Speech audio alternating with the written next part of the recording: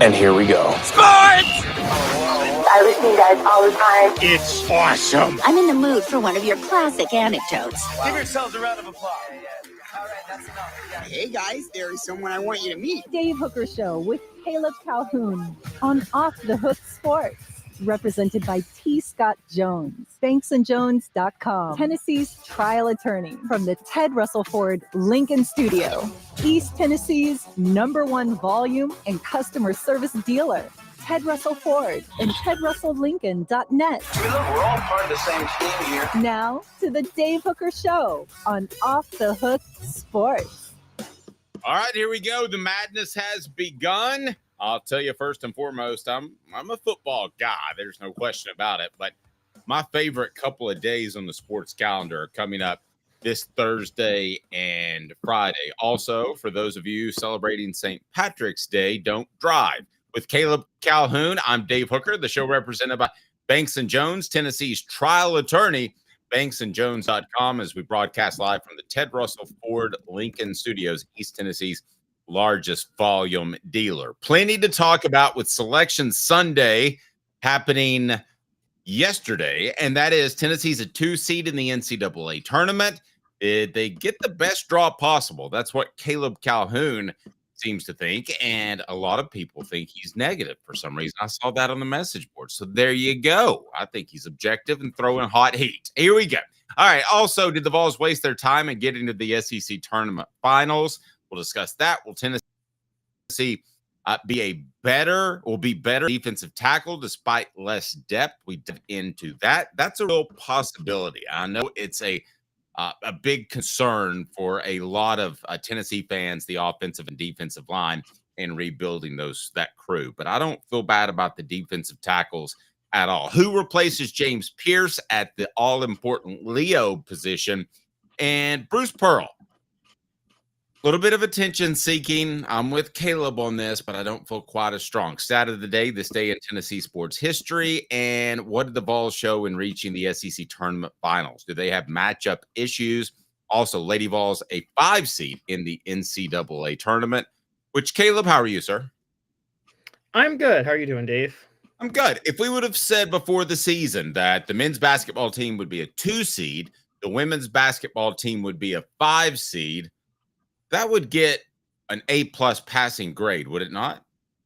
Yeah, I mean, I will say I thought this Tennessee team did have the potential for a 1 seed. I will say that. I thought they had a very good shot at being a 1 seed, but at the beginning of the year. But if you consider they lost JP Estrella, they lost Cameron Carr, and Darling Stone-Dubar did not end up working out the way we thought, getting a 2 seed is still pretty impressive. And as we're going to get to, they are probably happier about getting a 2 seed. I'll just tell you that than what they could have gotten. Yeah, so they'll be in Louisville, and that it's going to be Thursday night. I believe. No, Lexington. They'll be in Lexington. Lexington, even closer. They'll be in Lexington, and it's going to be I believe it's been announced as a 6:40 game. Is that what you've seen, Caleb? Yeah, because yeah, a lot of those times just came out. So, what are your thoughts on March Madness? Where does it rank in your favorite? Because it is the one holiday that's, well, it's not technically a holiday, but it is considered like National Vasectomy Week for those that don't know. It is fun. I enjoy it, but I'm just going to be honest with you. I enjoy it for the same reason a bunch of people enjoy it, but what nobody acknowledges is it's fun for all the wrong reasons. You talk about the college football playoff TV show and the gimmick of doing a show week to week. Nobody turns something into a TV show more than the way March Madness runs this NCAA tournament. It is over-officiated, over-coached, poorly played, and we all love it because craziness happens. But craziness happens because of the poor quality gameplay actually in the games, if anybody ever notices that. Because the officials are horrible, the coaches try to become stars, and the players sometimes just aren't ready to meet the moment. It is, as I mentioned, National Vasectomy Week, which means that you may not know this, but Wednesday before the NCAA tournament, now this is before expanded to Tuesday and Wednesday. But the Wednesday before was the busiest vasectomy day, because what are you supposed to do when you have a vasectomy? I haven't had one. I don't know for the ladies out there. But you're supposed to just sit around and do nothing for a couple of days. So what better way to do that and ice the, ice that region, and watch basketball. So there you go. David already jumps in and said, we definitely got the best draw and the best number 1 seed matchup. I'm a little scared of that Houston matchup. They're very Tennessee-like, very defensive-minded, and I think they might do it a little bit better all around. But we shall discuss. Today's tough question is this. Did Tennessee get the best draw possible? And Caleb, go ahead and give me your quick answer, and we'll go ahead and dive into the element. Today's tough question brought to you by Banks & Jones, Tennessee's trial attorney, banksandjones.com. Yes, Tennessee got the best draw possible in the NCAA tournament. The Vols should be thrilled that they got a number 2 seed in the Indianapolis region. They should be thankful in case the committee was going to take yesterday's game into account. I'm not sure they would have, but if they were going to, then they should be thankful they lost to Florida and that they don't have to go to San Francisco to play this. They didn't just get the best draw in terms of they're playing in Indianapolis, which, Dave, let's call it what it is. Vol fans are making that drive to Indianapolis, aren't they? In the second weekend, not the first weekend. The first weekend's in Lexington. The second weekend's in Indianapolis. That is the easiest drives for Vol fans possible. Yeah, and San Francisco would have been darn near impossible because if you've ever booked a flight out west on short notice, you're talking about $2,000-$3,000 per person. So today's tough question, best draw possible. We'll take a look at the region as well as we get rolling. Brought to you by Banks & Jones, Tennessee's trial attorney, banksandjones.com. Today's tough question. Boom. You heard that. Now take it. Dave Hooker Show with Caleb Calhoun. Represented by T. Scott Jones, banksandjones.com, Tennessee's trial attorney. From the Ted Russell Ford Lincoln Studio, East Tennessee's #1 volume and customer service dealer, Ted Russell Ford and TedRussellLincoln.net. Now to the Dave Hooker Show on Off the Hook Sports. Okay, so not just travel concerns, but why else do you think this is the best draw possible at number 2? So if you look at Tennessee's bracket, I mean, they got just as easy of a pickings as you could possibly get in terms of the first weekend opponents. Let's just go in and look at this real quick. They're going to play Wofford in the first round. Wofford, congratulations to them. It's Wofford, whatever. Okay, do I have to just... Woof, it's a dog school. Do I have to break down why this is a easy matchup? Do I really have to break down why I think they're going to beat Wofford? No, and we'll break Wofford down a little bit more tomorrow, but they certainly should beat Wofford. I think it's safe to say, no matter what Rick Barnes has done in the past, that a 2-15 you should definitely win. A 1-16 you should definitely win. A 3-14 you should probably definitely win, but there will be an upset there. You start getting into the 5 range, and I think that's where you start to play some quality opponents. Yeah, no, I agree with you on that. But then comes the second round, and it's UCLA versus Utah State. Now, Utah State barely got into the tournament. They were a bubble team. They finished 3rd in their conference. They failed to win the Mountain West.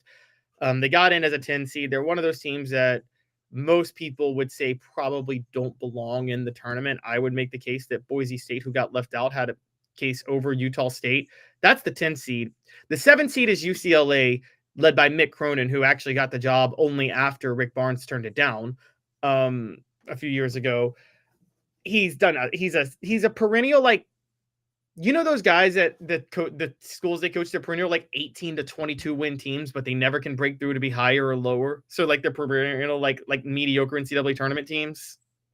Cherry Green. Well, there you go. That's what it was a different reason. I don't know UCLA's program as well. For Tennessee, it was a case of poor coaching couldn't overcome really good talent, if that makes sense. So I don't know UCLA's case. That guy may be a great coach with poor talent. I don't know. Well, Nick, I mean, basically he does a good job. He has a system that doesn't necessarily max out what you can do, like the best of what you can do. Like their strength is, again, here's why I think Tennessee should be happy if they match up with UCLA, who we would agree is the biggest threat to them. Their style of play is just defense. They want to like make the game ugly, play like ugly basketball. You really don't want to play Tennessee in that style. You play ugly basketball against Tennessee, they're going to torch you. We can agree on that, right? That's UCLA can't beat Tennessee playing that style. UCLA can't, but I'm ready to get to a team that I think can, and they're in Tennessee's region, which is scary, but it's down the line. Okay, keep going. So let's say they play UCLA. Yeah, and by the way, they play UCLA. By the way, I don't care about UCLA's basketball history. There's going to be more Tennessee fans in Lexington than UCLA fans this weekend. Tennessee's going to have way more fans. I mean, nobody leaves LA to go to Lexington unless they're being extradited. Yeah, exactly. or I mean, not to make it dark, or unless they're being trafficked. But trafficked or expedited is the only reason that you would go from LA to Lexington. All right, go ahead. Yeah. So beyond that, Manhattan Beach to Royal Oaks. Go ahead. The next weekend, if they get to the next weekend, this is where things get a little tricky because the higher seeds of teams they would face in the next weekend, they would either face Illinois, a play-in game for Illinois to be determined of an 11 seed. They'd be either those teams, Kentucky or Troy. And yes, Kentucky. Now, I get Kentucky swept Tennessee. You guys got me on that this year. Those happen to be two games where Kentucky shot lights out and Tennessee shot poorly. I mean, law of averages, what are the chances that a third straight Kentucky game, Kentucky shoots lights out and Tennessee can't do anything? I think it's hard. It's unlikely to beat a team that's better than you twice, and Tennessee's better than Kentucky. It's borderline impossible to beat a team 3 times in a year that's better than you. Now, I would really like Tennessee in that rematch. Fred says witness protection program is another reason to go to Lexington. And then Tennessee's depth is a huge concern after what we saw yesterday. Now, we'll get into that a little bit more when we talk about the SEC tournament, but depth in the NCAA tournament shouldn't be that much of a factor. I mean, again, I feel like we overplayed a little bit, and John Adams wrote a column about it, so we weren't the only one, but we are dealing with 21-year-old men. I don't know about you, Caleb, but I could go run and play basketball for 3 hours every day and not wake up sore and be just fine. So if Tennessee has to play on not back-to-back days, but with a day in between, they're going to be just fine. I think you have that concern that you get run down if you play 4 games in the SEC tournament, but I don't think the NCAA tournament is a cause for concern with depth. Well, this is why their draw's so good. I mean, depth is a factor. Depth's a factor if you're a 5 or 6 seed, because in every game you have to grind out a win pretty much. But if you're a 2 or a 1 seed, Tennessee's not going to exert energy being Wofford. They should be able to sleepwalk through that game. So I agree. So continuing the matchups, if they play Illinois, I mean, they already beat Illinois, and Illinois is actually like getting worse as the season goes on. So they love that matchup. They would love Troy or one of the 11 seeds, obviously. So, I mean, Tennessee has a very, very good path to the Elite Eight. Now we're going to get to what you were talking about, if they get to the Elite Eight. And it's funny, you say Houston. They don't scare me the most out of that Elite Eight crew that they could face on the other side. I'll tell you what, I'll ask you who. Today's tough question brought to you by Banks & Jones, Tennessee's trial attorney. Why Banks & Jones? Well, it's because they're Tennessee's trial attorney. You can play to win with Banks & Jones because they'll go to trial. You've heard of other lawyers. They say they'll go to trial and fight for you. They won't. They just want to settle. That's the easiest way out. Well, that's not Banks & Jones, led by T. Scott Jones. They won't settle. They'll go to trial for you. Tennessee's trial attorney. They play to win. Truly, Tennessee's trial attorney when it comes to criminal defense or personal injury. Why settle? It's Banks & Jones. T. Scott Jones. Banks & Jones. All right. To me, Houston is Tennessee, but better. They're a defensive-minded team. They are the number 1 defense in the nation, led by Kelvin Sampson. And I do find it interesting that there will be a couple of coaches that if Rick Barnes was going to retire, that I would go after. And Kelvin Sampson would be one of them. I think you could pull him away from Houston. I've heard discussions of Will Wade. I would not go in that direction because he's a cheater. But Houston is the number 1 team in the nation in overall defense, defensive efficiency. Tennessee is 9. So that matchup scares me. That reminds me of going against impenetrable object like Zach Edey. That to me may be something that you just can't overcome even on a hot shooting night because they defend the perimeter so well. Houston scares me if I'm Tennessee. Houston, we have a problem.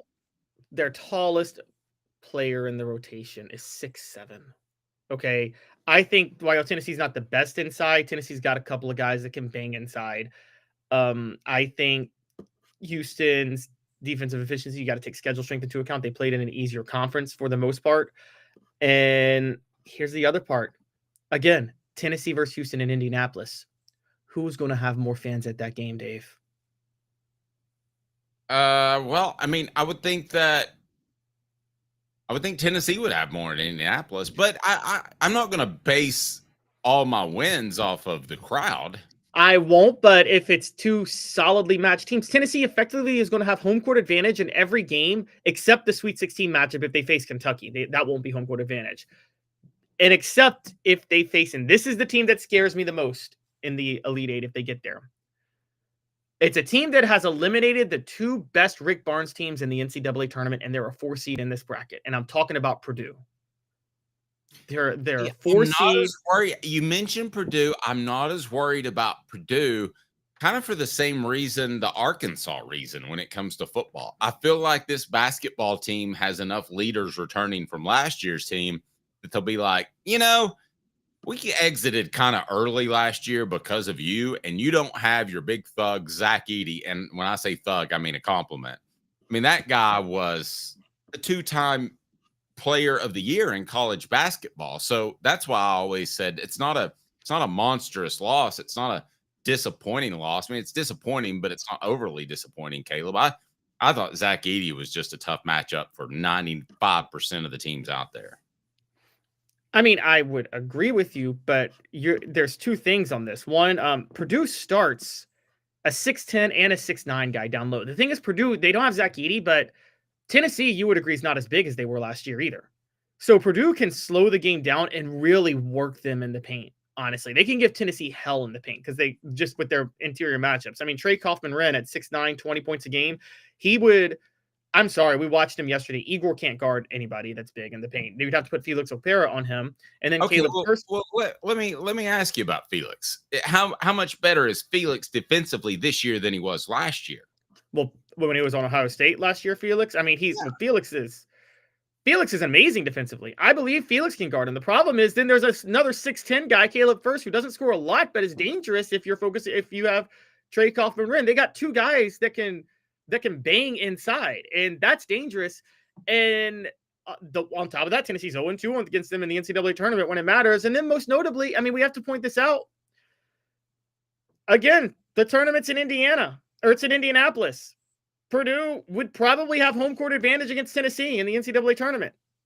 And so I think Purdue, I would much rather play Houston than Purdue, honestly, in the Elite Eight. Much rather play Houston than Purdue in the Elite Eight. All right. David, quick to point out that we have Igor and Cade. They're 6'9" and 6'10".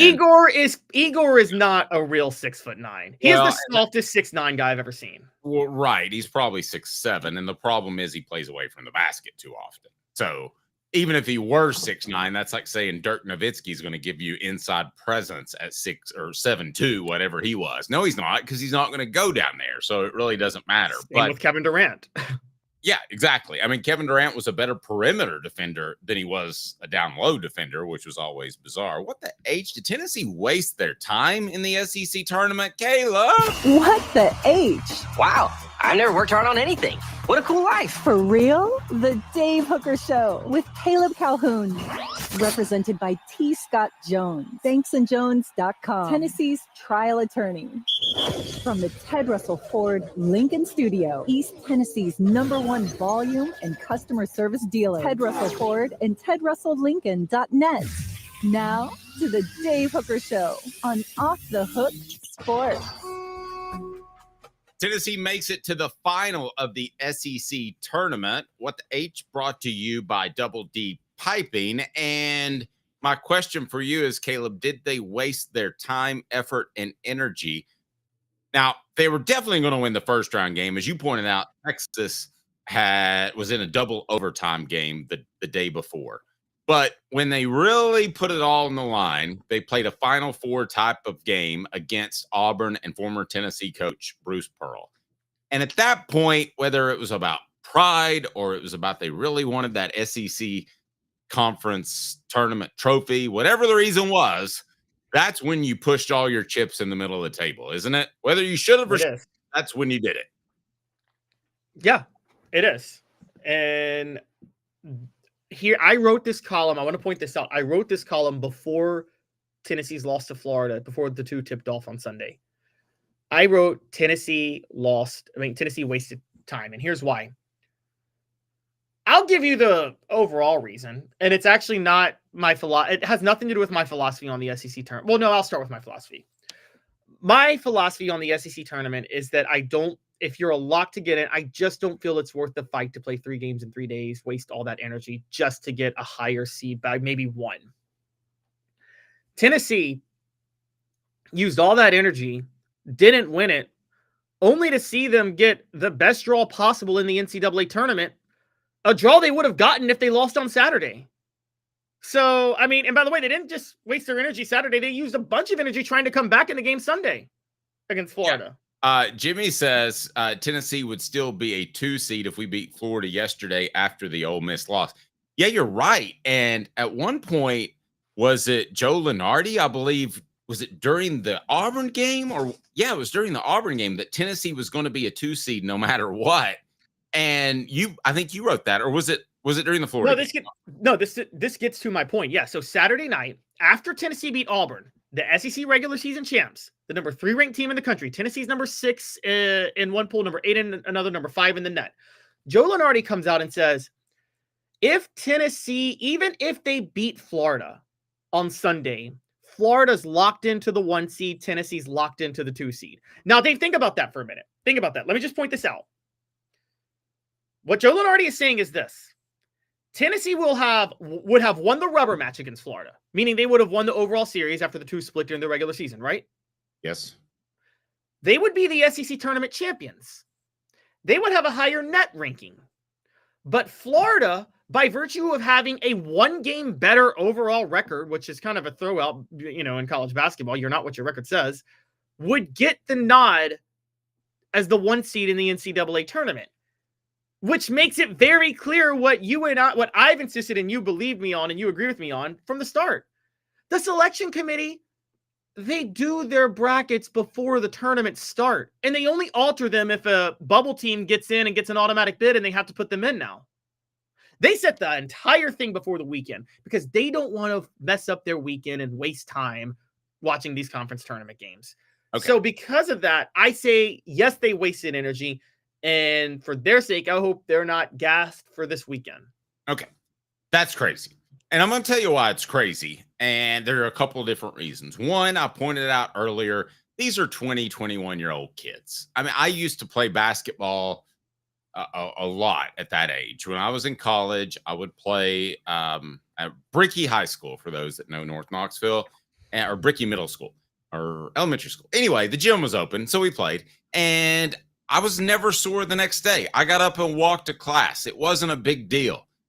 Now, if I did it, I would be in bed for the better part of 3 days.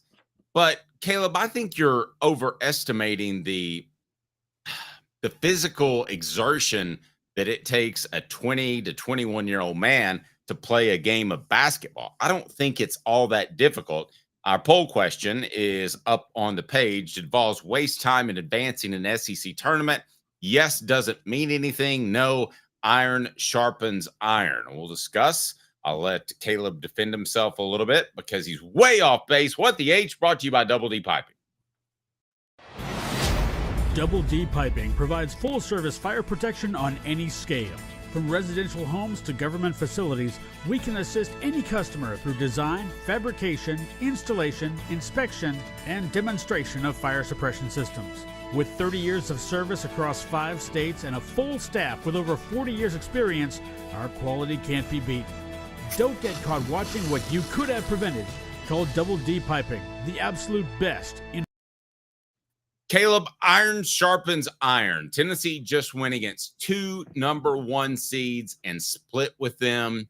And I fought hard against Florida, fought hard throughout the SEC tournament. Iron sharpens iron. I'm telling you, by going out there and competing, as opposed to, I covered a lot of those Jerry Green teams that made early SEC tournament exits. As opposed to sitting around all weekend, you would rather play basketball than not. Now, your argument is a bit stronger because they're playing a Thursday game instead of a Friday game. But if it were a Friday game, I would 158% disagree with you. Now I'm just at 112. Whatever. Iron does not sharpen iron for this team. Here's when iron sharpens iron. When you're a shooting team, because you need to stay in rhythm. Those Jerry Green teams, Dave, you remember, no matter how good they were, wasn't 90% of what they did was jack up threes and not play defense, right? If shots weren't falling, it wasn't working. Yeah, exactly. That's what they did. It wasn't. That's when you would do your Jerry Green voice of, well, shots aren't falling. I don't know what to do. Shots aren't falling. Ron keeps taking it at the top of the key. Exactly. This Tennessee team plays grinded out basketball.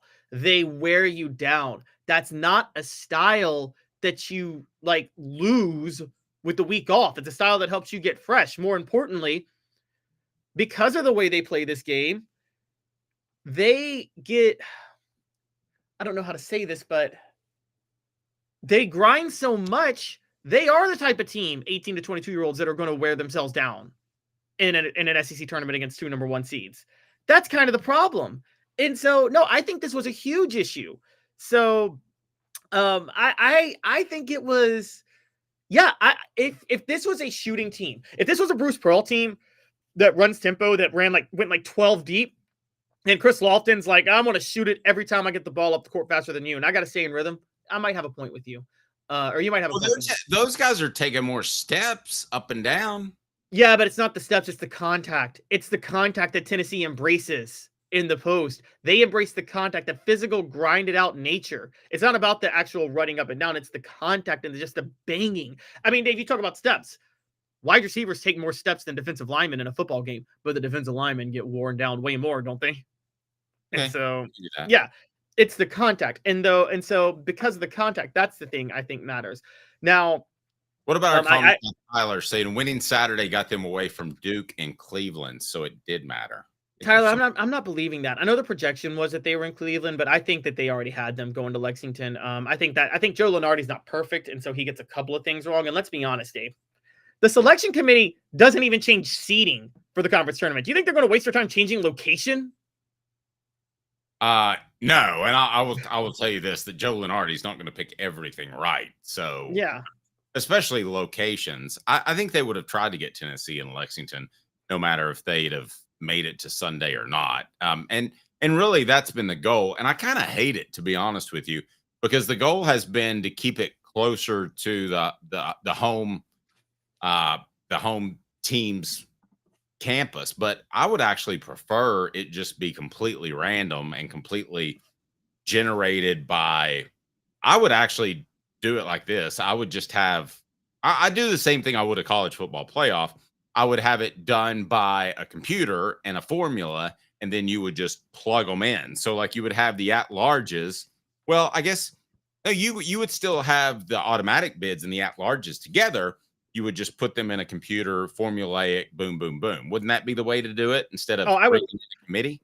I would love a formulaic way. I believe in a formula. And then here's what I would do. I would have like a committee that could potentially veto something by unanimous consent. If say like 2 teams are like exactly like two teams have the same record, one team got in but lost the head-to-head matchup to the other team, then the committee can veto for like a 12 have like a 12-man committee that can like, or 12-person committee that can like, they by unanimous consent they can veto. Never know. Condoleezza Rice might jump in.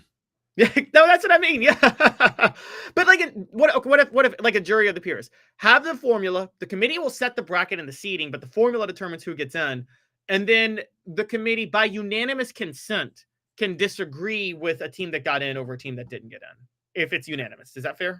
Yes, that is fair. Let me ask you this based off what we saw in the SEC tournament: why wasn't Dubar on the court instead of Boswell after Lanier and Shaq fouled out?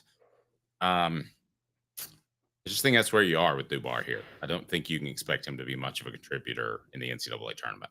No, Dubar's not what we all thought he would be. A lot of this is not his fault. He should have redshirted this year. This was his final year of eligibility. He should have taken a redshirt this year, honestly.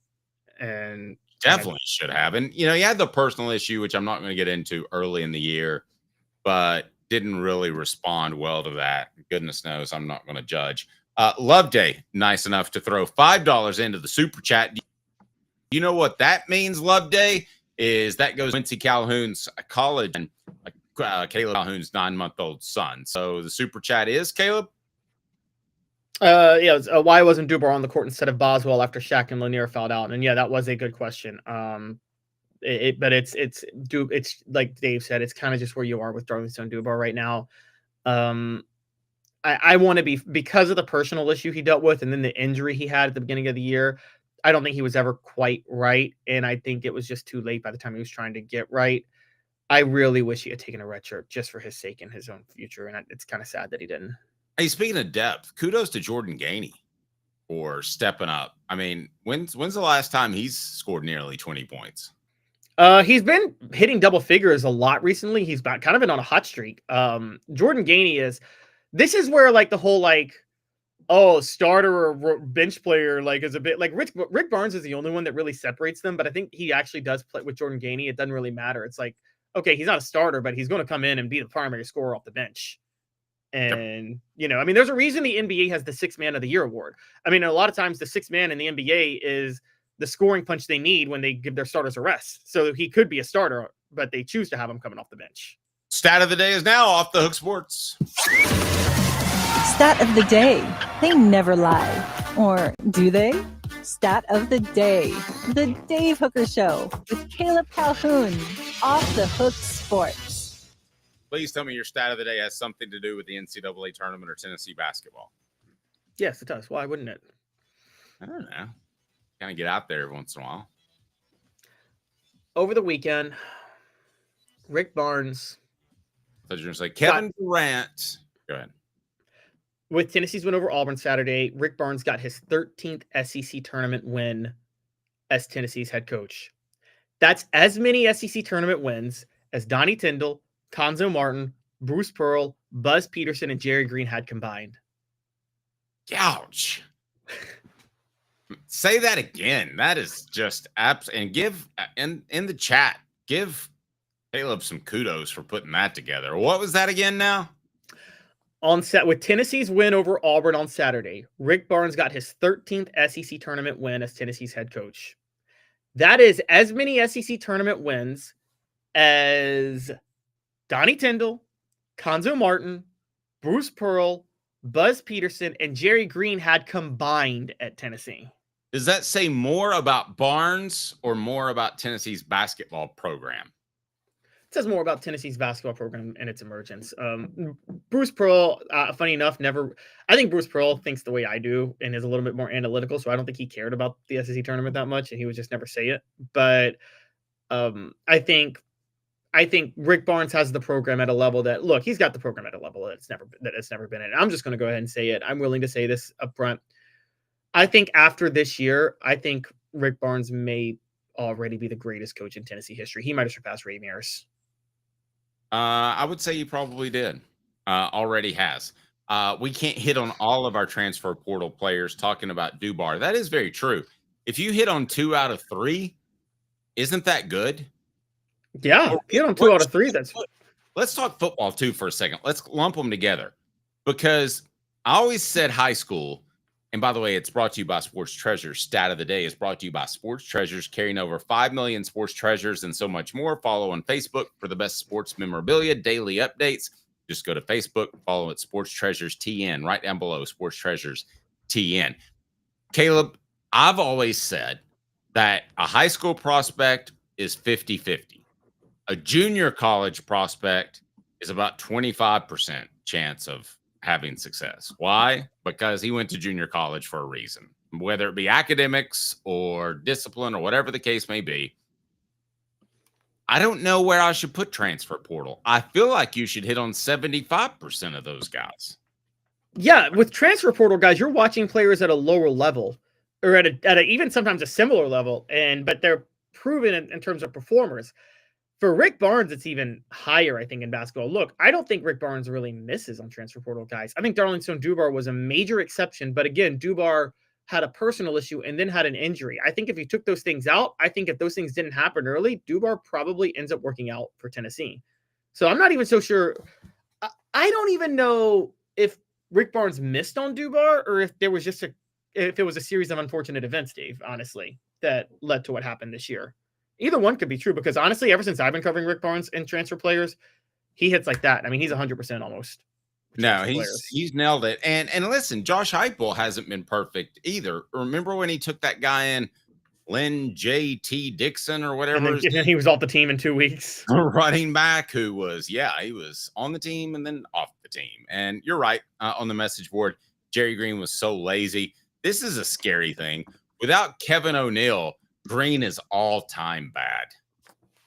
He is. Without some of those Kevin O'Neal players. Yeah, but Jerry Green was going to go out and bust it in recruiting.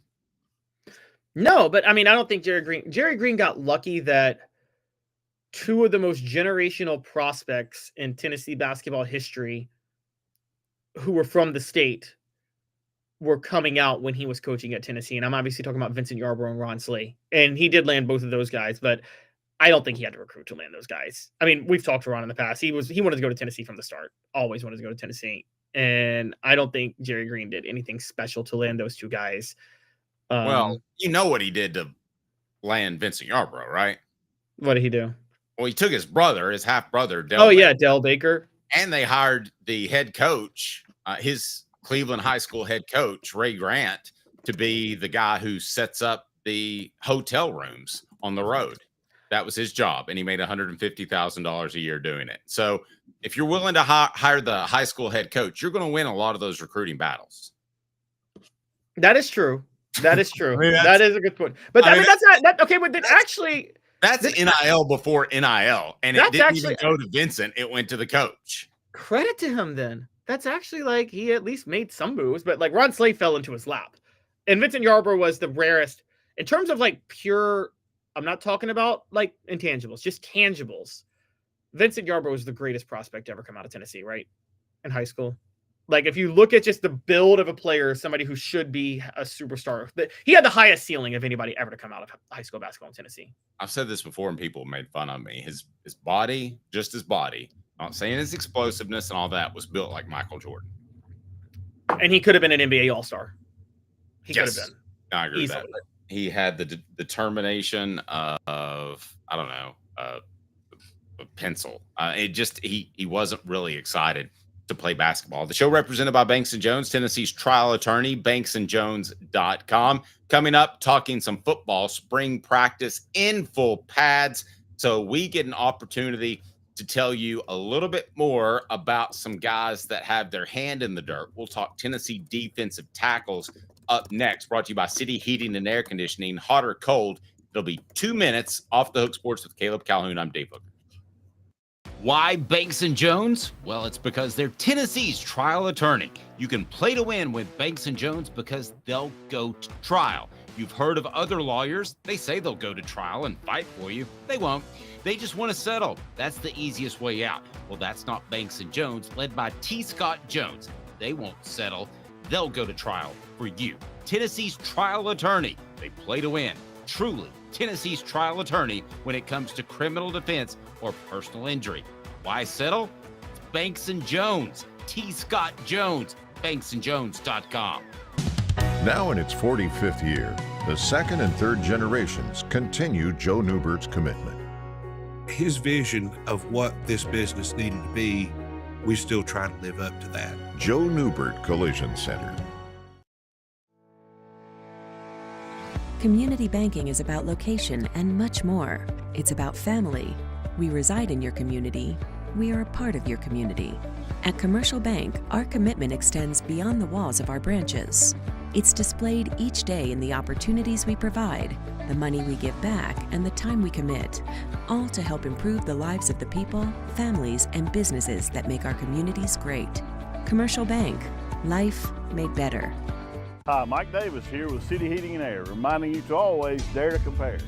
Our team provides quality local heating and air service, installation, and maintenance across East Tennessee.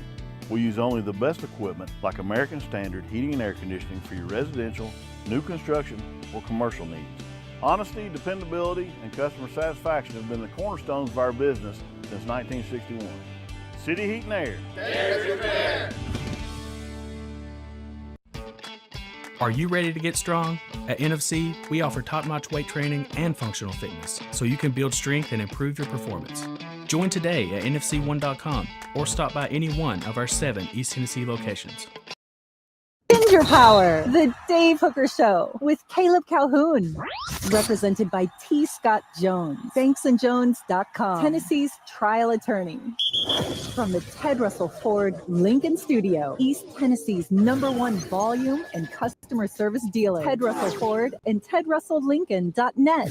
Now to the Dave Hooker Show on Off the Hook Sports. Update on Tennessee's defensive tackles. We're going to dive into that. Hot or cold brought to you by City Heating and Air Conditioning, cityheatandair.com. I got to stop you, though, here for a second, Caleb. Said Vincent Yarbrough is the most talented player to come out of Tennessee. Got 2 names during the break came to mind, one on the message board. How about Ron Mercer? Ron Mercer was a good one, too, but I actually think Vincent Yarbrough had more explosiveness than Ron Mercer. By the way, whoa. Like, I'm not counting. I'm saying out of Tennessee, not counting Memphis too. Like that's like. Oh wow! So Anthony Hardaway. Well, yeah, because Penny Hardaway is the best player to ever come out of the state of Tennessee. There's not a close second. Penny Hardaway would have been a top 10 player of all time if he didn't get hurt. Like we're talking. I mean, he was already. I mean, he was a. Memphis is in Tennessee.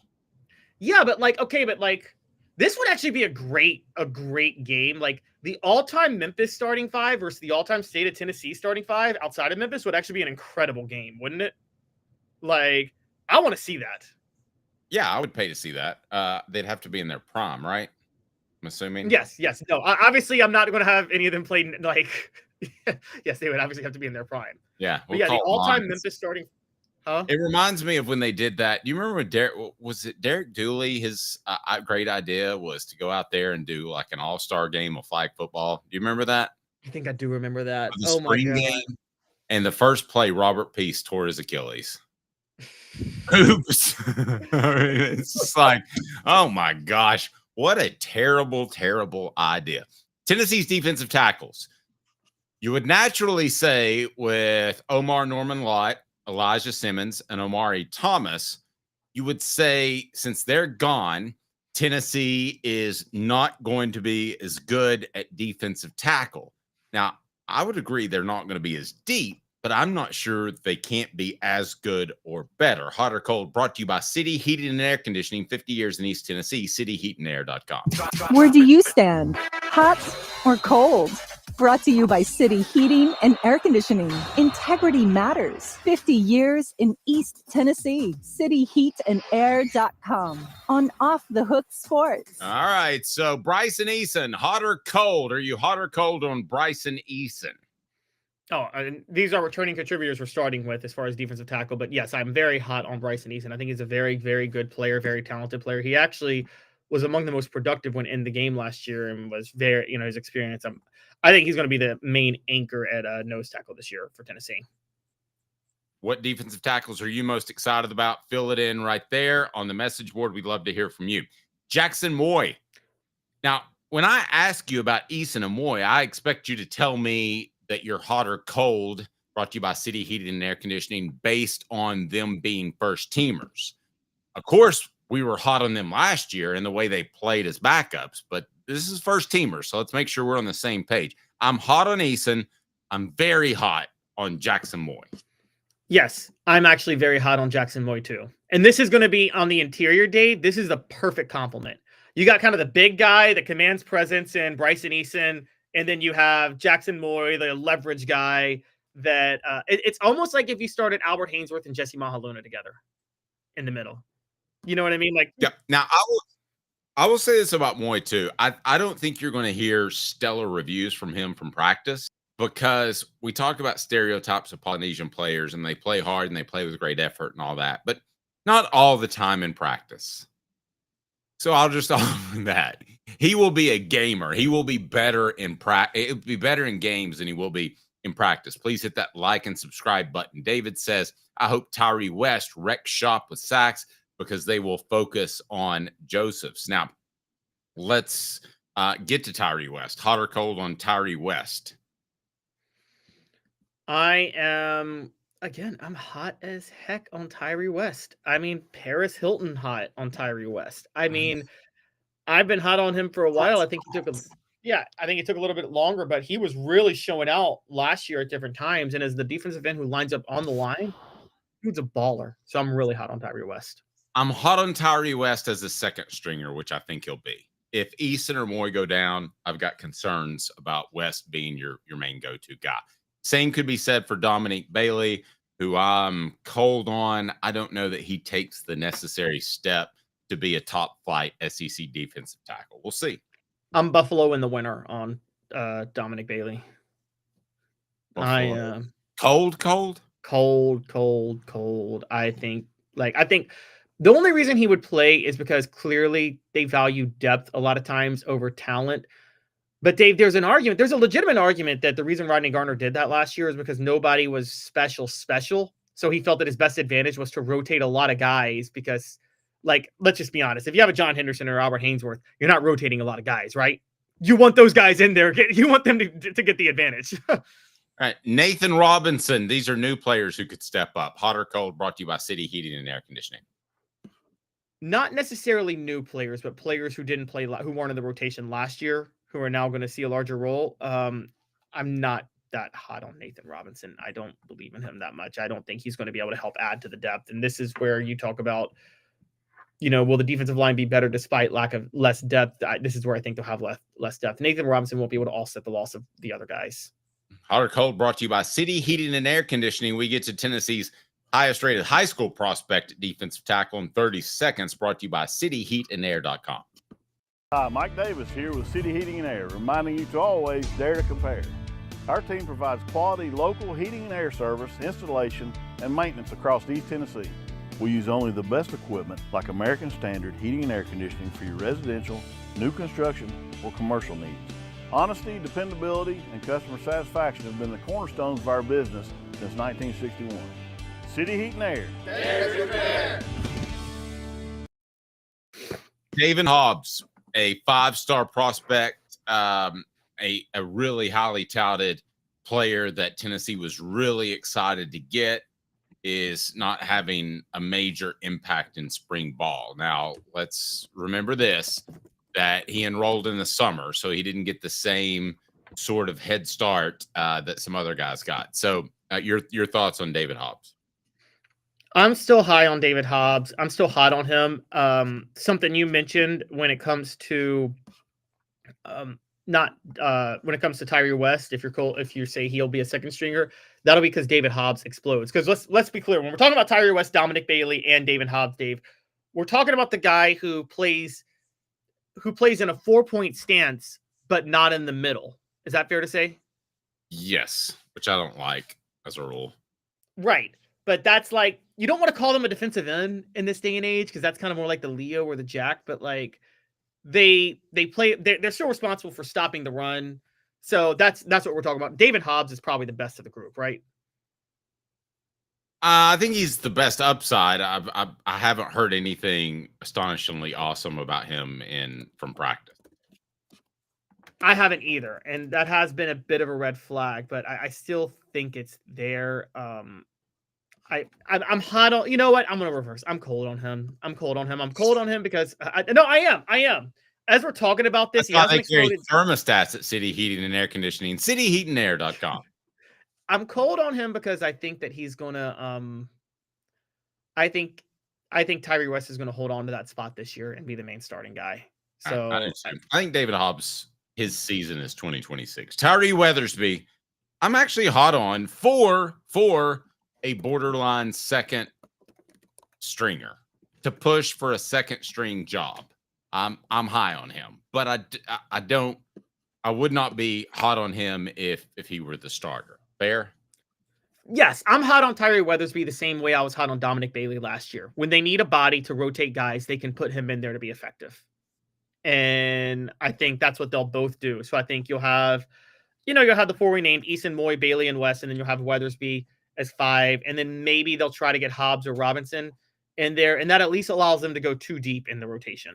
Yeah, Hobbs is hurt, as Vols Win pointed out. But, I mean, I haven't heard anything positive since he's been on campus. And that's not a knock on him. Sometimes it takes some guys a while. So I don't want to come down on him. Jordan Ross, it's taken a little bit of time, which we'll talk about here in a little bit as well. Yes? Yeah, so let's get to this, because the big question we wanted to get to after naming all these guys is, do you think Tennessee's defensive line with less depth but potentially more refined talent will be better than last year? Or do you think they need the depth more than they need the talent of the top guys? Okay, ask that question one more time. Okay, I think Bryson Eason and Jackson Moy are more refined talent, so I actually think they'll be better than Amari Thomas and Elijah Simmons and Omar Norman Lott were last year. As players, I think they'll be better defensive tackles than those 3. My question is, do you think assuming this group of defensive tackles has better talent at the top but less depth, overall, will that make them better or worse than last year? It depends what they do on offense. On offense, if they decide to go with the 2 tight end, 12 personnel look and run a little bit more clock, then I think you're fine with just your starting duo playing 70% of the snaps. But if they go tempo again, which I think is Josh Heupel's goal, then they better be able to go deeper than 2 and probably deeper than 4. Okay, so you're a little low on them because I think I'm going to break from you because I think they're going to run tempo again. But I do think that the combination of Eason, Moy, and West, that starting 3 up front at the defensive tackle spots, is going to be better than last year's starters with Amari Thomas, Omar Norman Lott, and then still Tyree West. You have a more experienced Tyree West. You have a more experienced Jackson Moy. You have Bryson Eason, who I think Bryson, tell me if I'm crazy, Dave. I mean, forget Elijah Simmons, who had the most raw potential but never lived up to it. I think Bryson Eason can be better than Omar Norman Lott or Amari Thomas. I actually do too. It's funny you said that because I was thinking the same thing. 007 says, Dave, when you writing a book about the 90s? First of all, I'm not writing any more books. But he says, give us a Phil story before the break. Is that a Philip Fulmer story? Is that what he was referring to? That's what it sounds like. So when did Jason Witten play tight end for the University of Tennessee? 2001 and 2002. So when did Tennessee go to LSU? Was it 2001? Yeah, 2000. Oh, no, 2000 was when they went to LSU. 2000. Okay, so Jason Witten was playing tight end then too, right? Well, he wasn't starting, though, at that point. They weren't using him at tight end at all. Okay, well, at some point, here's my Philip Fulmer story, is I was very young. Like, I started covering practice on a regular basis in 2000. Started covering the team in 98. So in whatever year it was, they all kind of run together. But I remember seeing Jason Witten line up as a receiver. And I just thought that, hey, no big deal. And I said, the thing about Jason Witten is so athletic, he can line up outside as well. And I go to my desk on a Friday morning. This is before we're all attached to our phones.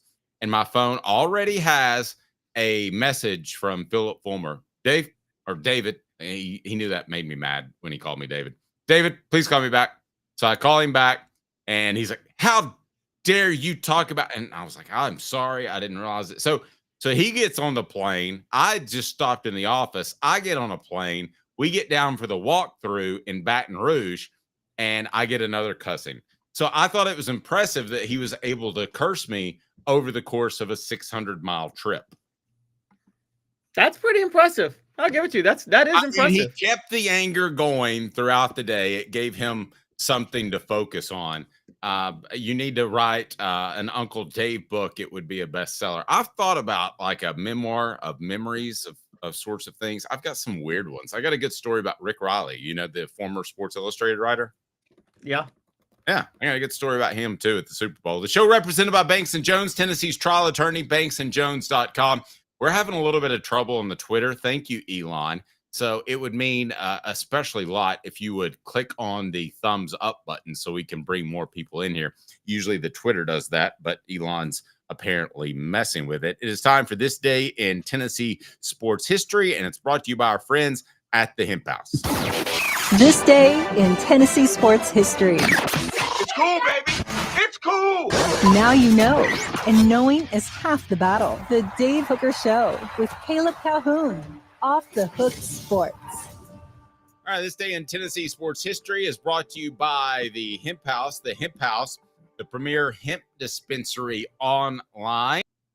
It is fantastic. Great selection and strict standards. Hemp House Chat with 2Ts.com. Hemp House Chat with 2Ts.com. Use the promo code HOOK for 10% off. HOOK for 10% off. Caleb, what do you got? On this day, 25 years ago, the men's Tennessee basketball team won their first round NCAA tournament game as a 4 seed against 13 seed Louisiana Lafayette with Jerry Green. They only won it by 5 because Jerry Green was the perpetual underachiever in the NCAA tournament. But that did spark a Sweet 16 run. And so got to give him some credit. But yes, Tennessee beat Louisiana Lafayette 63-58. He never got past the Sweet 16, correct? He would have gotten to the Elite 8 had they beat North Carolina, which they should have. They were up 9 with, 5 minutes left? Yeah, but you're right. He never got past the Sweet 16. Funny story about the Jerry Green, Tony Harris there, because Tony Harris and Jerry Green played together. Like, Tony Harris was a freshman, Jerry Green's first year. He was a senior, Jerry Green's last year. Tony Harris leaves, Jerry Green's fired. I've told you guys the story. When Tony Harris committed to Tennessee in 96 to Kevin O'Neal, that was the final straw. And 2 months later, Larry Finch, longtime beloved Memphis basketball coach and player, was fired for not landing Tony Harris. And then there was a 4-year stretch of where Memphis was just a disaster of a program and Tennessee was really good. But Dave, I don't know if you know, people in Memphis thought that Tony Harris would only be like a 2-year guy and then go to the NBA and be like filthy rich. And after Tennessee lost to Charlotte in the NCAA tournament in 2001, and Memphis finished like 3rd in the NIT that year. It was John Calipari's first year. You kind of knew at that point Tennessee was about to fall off as a program and Memphis was about to arise because John Calipari was there. So the Memphis Flyer, it was so petty for a college kid, wrote an article just like laughing at Tony Harris's underachieving. The Memphis Flyer. I've never heard of it.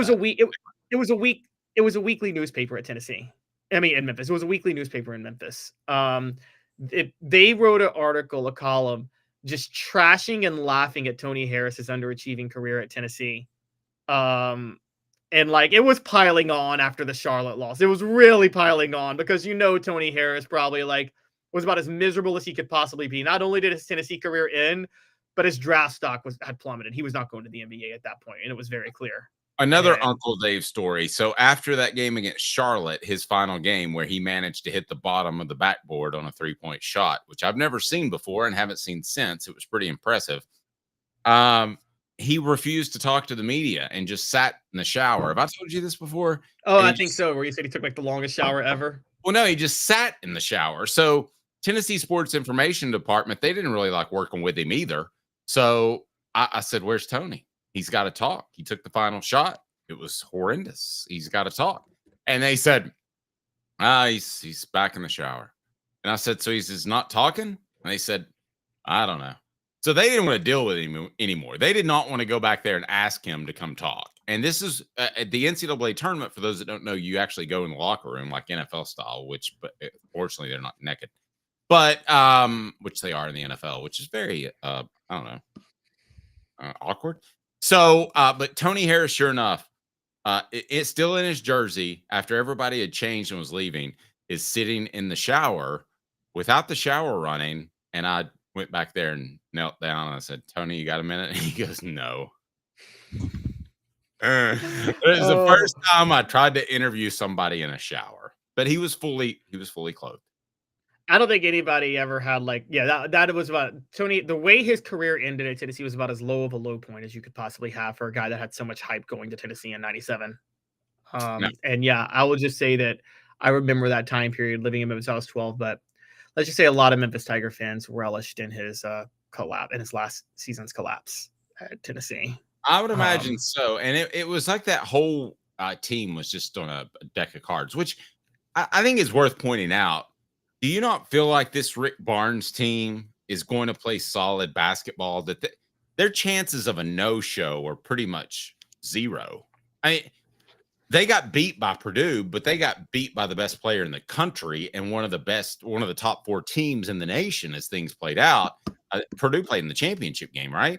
So I have no issue with the way they lost last year. As a matter of fact, if you want to look at seasons, think about this for a second, Caleb. Maybe this is a topic for another day. But if you talk about maximizing what your team put on the field/court, I think last year's basketball team was right up there. I think they just went against a Zach Edey that was going to be impossible for them to beat. Well, and they would have beaten Zach Edey if Jonas Adu actually showed up. I mean, if Jonas Adu wasn't the scaredest player in the history of college basketball and the mentally weakest player in the history of college basketball, they still would have beaten Purdue. Well, and I don't want to sound like I'm defending him, but it's kind of like the chicken or the egg. Did he go against Edey and realize I'm physically outmatched and that affected his mindset? Or did he have the mindset going in that Edey guy looked scary on tape and then he played soft? I don't know. He doesn't have to win the matchup. He just doesn't have to lose it that badly. Like this is by the way, this is the biggest lesson. I'm going to teach. Like I've covered political campaigns sometimes. And one of the things that they do a lot of times when you're like, say you're running for Senate in Tennessee. Okay. Let's just give you an example. You're, this is back when Tennessee was a swing state, which is not anymore. But say you're a Democrat running for Senate in Tennessee. Okay. And you got an uphill battle. You got to win all of Memphis and Nashville pretty much. And then hope a couple things go your way. Right. And okay. So, because those are the only 2 blue counties. One of the things that people running political campaigns do, and I know people on both sides have tried to do this because I've covered them. They will write off the counties that are like super red or super blue. They're like, I'm not winning that county. But what they don't get is like, you don't have to win that county. Just don't lose it by as much as other people lose it by. You know what I mean? Like, I mean that like Tennessee lost the 5. They lost the 5 position pretty bad that day. You don't have to lose it that badly. How many football teams have you covered, Dave, where it's like, okay, they're going to lose this matchup. The question is, how bad are they going to lose this matchup? Just don't lose it. Like, don't get wrecked in the matchup, pretty much. Great. Look at me. I've got some sun. I'm darker than Caleb. Why? Because I dropped the top on the Jeep over the weekend. It was a fantastic weekend. And the Jeep I got was from Ted Russell Ford Lincoln, East Tennessee's largest volume dealer. And their St. Patrick's Day sale going on today. Happy St. Patrick's Day. Don't pinch me. I'm not wearing green. Or maybe it's my underwear.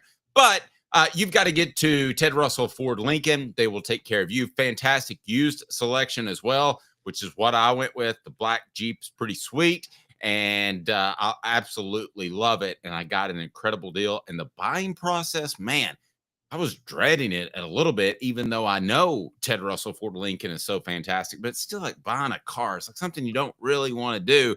But I did it, and I absolutely loved it, and I couldn't be happier. 2 minutes as we are represented by Banks & Jones, Tennessee's trial attorney, banksandjones.com, broadcasting from the Ted Russell Ford Lincoln Studios, East Tennessee's largest volume dealer on Parkside Drive in Kingston Pike. It's a new year, a new day, and Ted Russell Lincoln has an exciting new offer to share.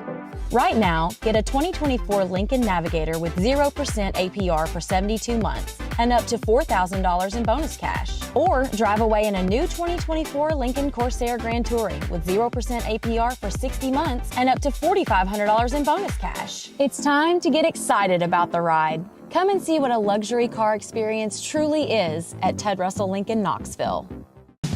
Now in its 45th year, the second and third generations continue Joe Newbert's commitment. His vision of what this business needed to be, we still try to live up to that. Joe Newbert Collision Center. Having been in the jewelry industry for a long time in the Knoxville community, I saw a need for a jeweler, a real jeweler. Our ability to do these designs has really been based on the customers bringing new things in and challenging us as a store. Our goal is not to tell anybody what they want. Our goal is to listen to what they want and then help them get there. Schedule your consultation today to get your special someone the perfect custom gift just in time for the holidays. Hi, Mike Davis here with City Heating and Air, reminding you to always dare to compare. Our team provides quality local heating and air service, installation, and maintenance across East Tennessee. We use only the best equipment like American Standard heating and air conditioning for your residential, new construction, or commercial needs. Honesty, dependability, and customer satisfaction have been the cornerstones of our business since 1961. City Heat and Air. There's your pair. Double D Piping provides full-service fire protection on any scale. From residential homes to government facilities, we can assist any customer through design, fabrication, installation, inspection, and demonstration of fire suppression systems. With 30 years of service across 5 states and a full staff with over 40 years experience, our quality can't be beat. Don't get caught watching what you could have prevented. Call Double D Piping, the absolute best in Frank, like the name, but serious or something. The Dave Hooker Show with Caleb Calhoun, represented by T. Scott Jones, banksandjones.com, Tennessee's trial attorney. From the Ted Russell Ford Lincoln Studio, East Tennessee's #1 volume and customer service dealer, Ted Russell Ford and TedRussellLincoln.net. Now to the Dave Hooker Off the Hook Sports. Timothy with a message. He's been a member for 4 months, and we want to make sure that we can take care of him because thanks to Hound Dogs of Knoxville, you receive a welcome gift just for joining, just $4.99 a month, and you get a $20 gift certificate to Hound Dogs of Knoxville. Champions look good in orange. They certainly do. Go to hdknoxville.com. You can also use the promo code HOOKED to get 10% off. So I'm going to put my email in there as you address Timothy's super chat or whatever it is there. It says, hush, you can't say that, Caleb, because you said that they should try to lose it. Well, I did say they should try to lose the SEC tournament, but what can I not say? I'm curious. Well, I mean, you're just such a negative Nancy, Caleb. I'm the one who said they got the best draw possible. You're the one who's like, oh my God, I'm so scared about Houston for Tennessee. And I'm like, Houston's a team they wanted Houston, to if they make it, they're in the Elite Eight. If they make it to that. If they have to play Houston to get to the Final Four, that's the one seed I would prefer to play over any other. You don't want to play Duke. Well, they just got beat by Florida. You wouldn't want to play Florida. That's the point. You don't want to play Florida. You don't want to play Auburn. And you don't want to play Duke. So I'd rather play Houston. Okay. Well, how much have you seen Houston this year? They really D up, man. Okay. That's not a problem for Tennessee. Tennessee D's up too. Okay. But I feel like Houston is a little bit better at everything that Tennessee does well. I disagree. One, Houston can't play in the paint the way Tennessee can. Tennessee actually could have a size advantage over Houston, like they did not have over Florida. Okay. Well, how many times have they had a size advantage this year, by the way? Not much, but I mean, it's not like they haven't had it. It's just, I mean, when they play the top teams, it can be a little bit difficult. But I mean, Felix O'Bara can bang down low. So, not like the same last year. Like, I'll tell you, Tennessee is missing Estrella being hurt, and also not just Estrella being hurt. Like, if they could have had Toby Awaka right now, that'd have been a huge advantage for them in the tournament. 4 Downs is now brought to you by Joe Newbert Collision Center and National Fitness Center. Let's look back at James Pierce's season last year. 7 sacks, 13 tackles for a loss. Do we call that disappointing, or do we call that he just got more attention because of all the preseason hype about him being the #1 overall pick? What did you make of Pierce's play last year as we talk about the player that will have to replace him? I still maintain it was much more about him drawing a lot of attention. And I think that's how he opened the door for a lot of other players to be effective, which is why some of the players we're talking about, and I think we might end up disagreeing with this towards the end, but some of the players we're talking about may have just been helped by playing opposite James Pierce. Okay. 4 Downs now brought to you by our fantastic friends at Quality Tower Pros and Joe Newbert Collision Center. Come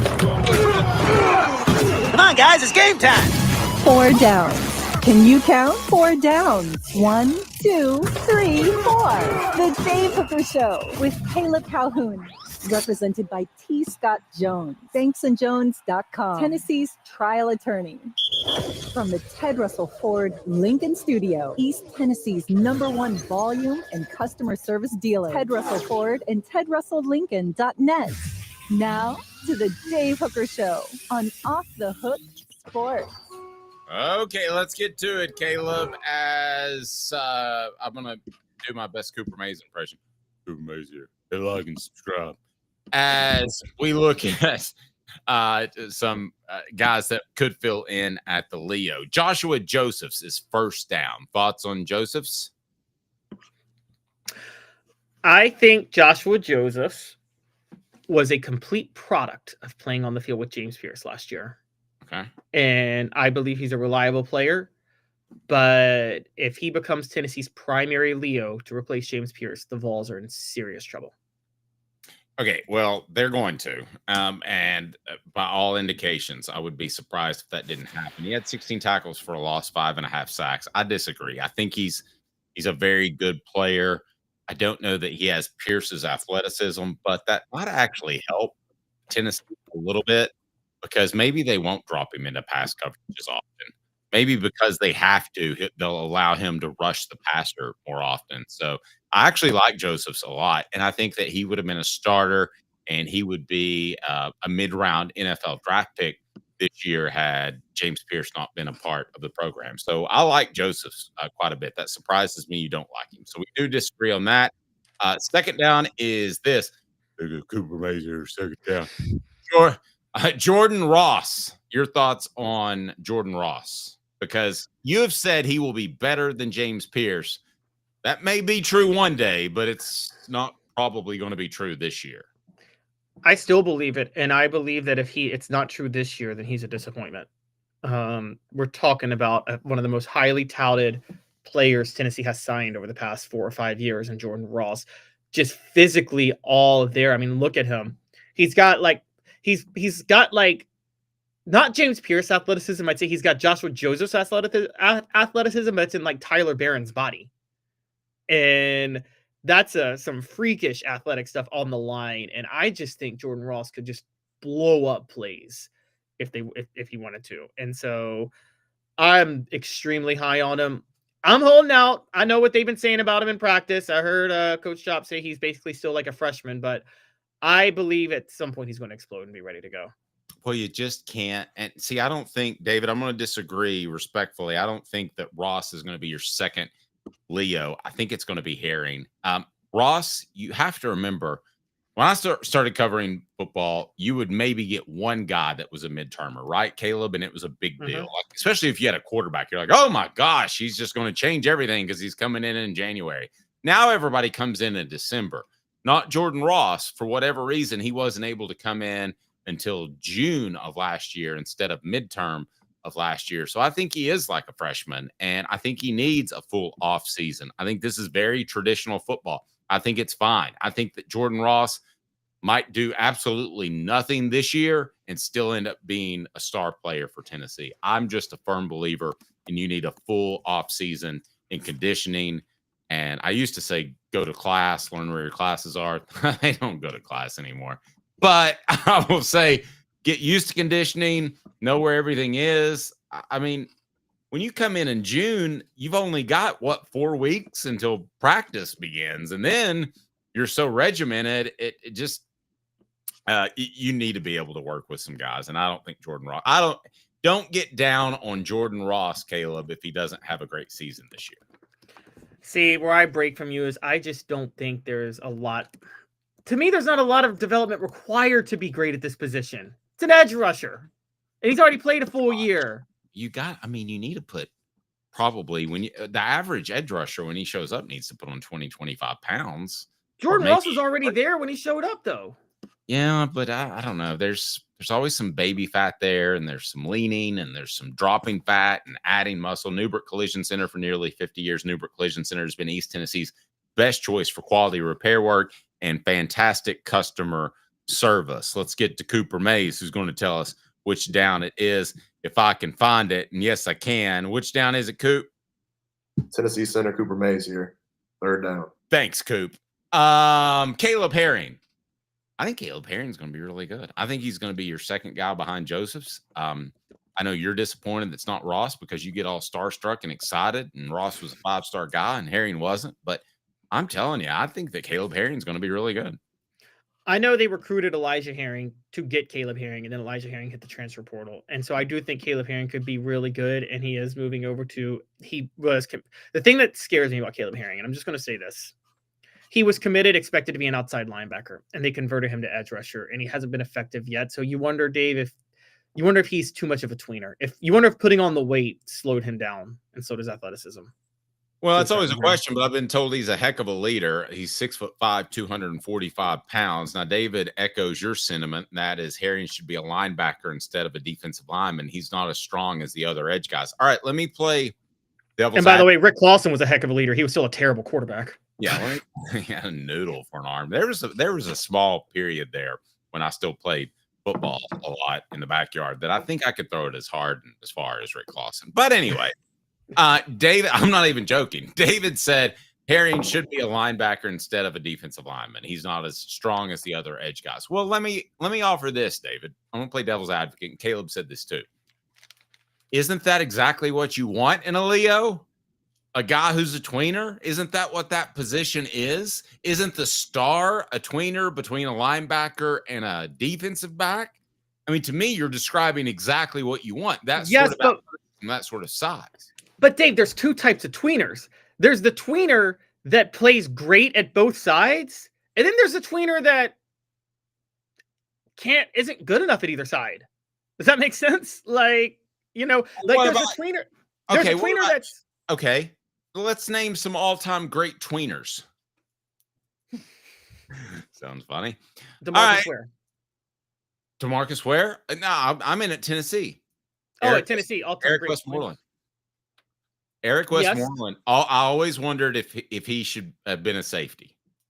I mean, he was a guy that never could put on weight, and the way he played, he beat his body all to hell. I mean, if you're looking for one of your all-time favorite players, Eric Westmoreland should rank up there because he put his body on the line. Okay, what about this?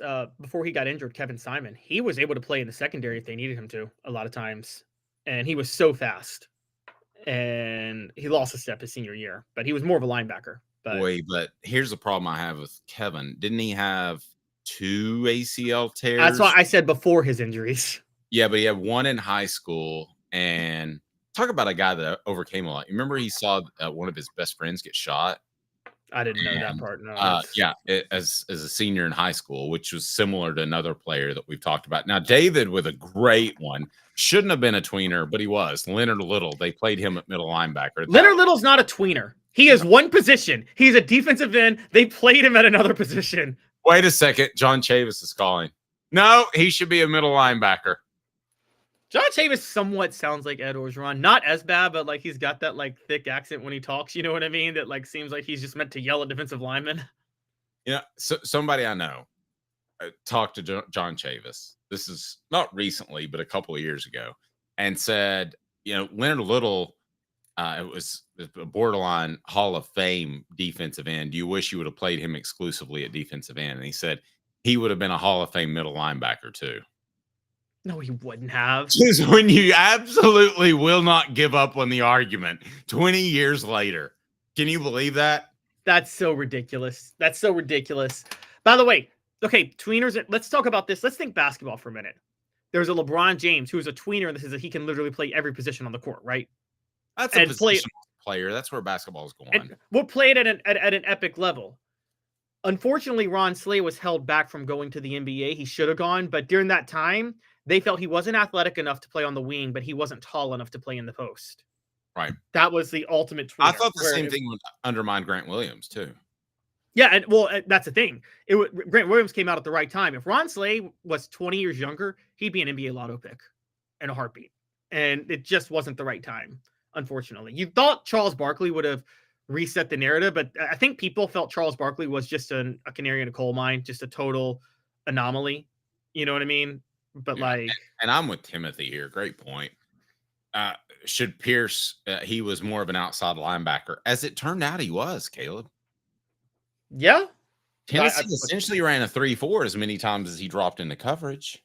I agree. But I still think it worked more than we're saying. But I think this year, that's why I'm so big on Jordan Ross, which we'll, in our fourth down in a second, we'll talk about what we think the depth chart will look like. But I think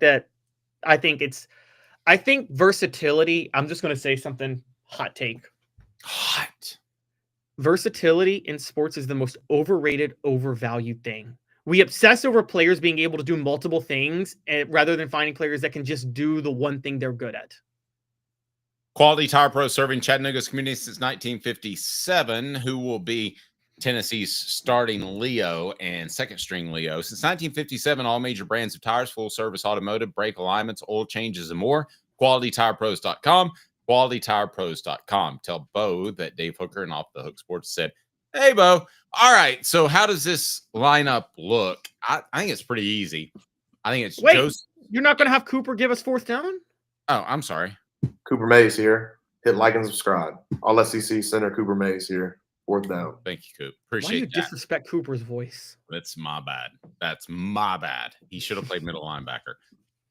I think it's easy. I think it's Joseph Herring and a third stringer to be named later. I don't want to immediately say that Ross isn't going to have an impact this year, but I'm going to go ahead and say Ross isn't going to have an impact this year. He pretty much just played special teams last year, so I don't see it. You see something out of him that I don't see. I do see something out of him that you don't see. I see All-American potential, and I think Jordan Ross may not be in the spring, got one more conditioning program to go in the summer, and then he's going to show up at fall camp, and I think Coach Chop is going to be like, dang, this guy's incredible. I got to throw him out there. And Ross will be the starter. Joseph will be the change of pace. I think Herring is unfortunately a tweener in the bad way. I think he's not athletic enough to play outside linebacker and not strong enough to play defensive end. And if he puts on the weight, he'll lose his athleticism too much to play defensive end. If he loses the weight, he won't be strong enough to play outside linebacker. I just think he's a tweener at this point. Okay, to your point, spring practice is the time to gig people, okay? Because you've got the whole off season to bring them back. So if Coach Chop, if he came out and questioned Jordan Ross's basically his physicality, right? Is that what he questioned in the article that I wrote? Someone has basically talked about where he needs to get to. Yeah, I said he's got to play more physical. Now, if Jordan, I said he questioned his physicality. Okay, so that to me is a manhood check, right? Yep. That's like, do you remember the former GM of the Los Angeles Lakers? Cup check? That's a cup check. And if Jordan doesn't have a cup, he needs to put one on because they're taking shots at him and they're questioning his physicality and his toughness. And if that doesn't get to you, then something's wrong with you. You've got the entire offseason to fix it, Jordan. So I would encourage you to do so. But to your point, I have seen that work with players before that have been challenged in spring practice and suddenly they get the message, they have a great offseason, and then they have a fantastic preseason camp. So to your point, that could happen. Yeah, I think so. And if he gets to 265 at that point, we might be talking about Leonard Little again at Tennessee and Jordan Ross. Well, if he's 265 and keeps speed, that's going to be pretty scary. This from David. Will Tyree Weathersby, why is it working? Will Tyree Weathersby be overlooked this year like Jason Jenkins till last year? Next year, maybe. No, I don't think so this year, David, because I don't think Tennessee has the depth. Do you? Do you worry about anybody being overlooked? I don't either. The show represented by Banks & Jones, Tennessee's trial attorney, banksandjones.com. As we remind you that our good friends Rick Terry Jewelry Design want to be your jeweler looking for affordable game day jewelry, a Tennessee tradition, rickterryjewelry.com, rickterryjewelry.com. Bank on it. Brought to you by Commercial Bank. What did the Vols show in reaching the SEC tournament? Well, I think they showed toughness, and you can bank on that. Brought to you by Commercial Bank, member FDIC, life made better. What do you think they showed? I think Tennessee showed multiple things in the SEC tournament, positive and negative, and it really depends on their matchups over which one will work out.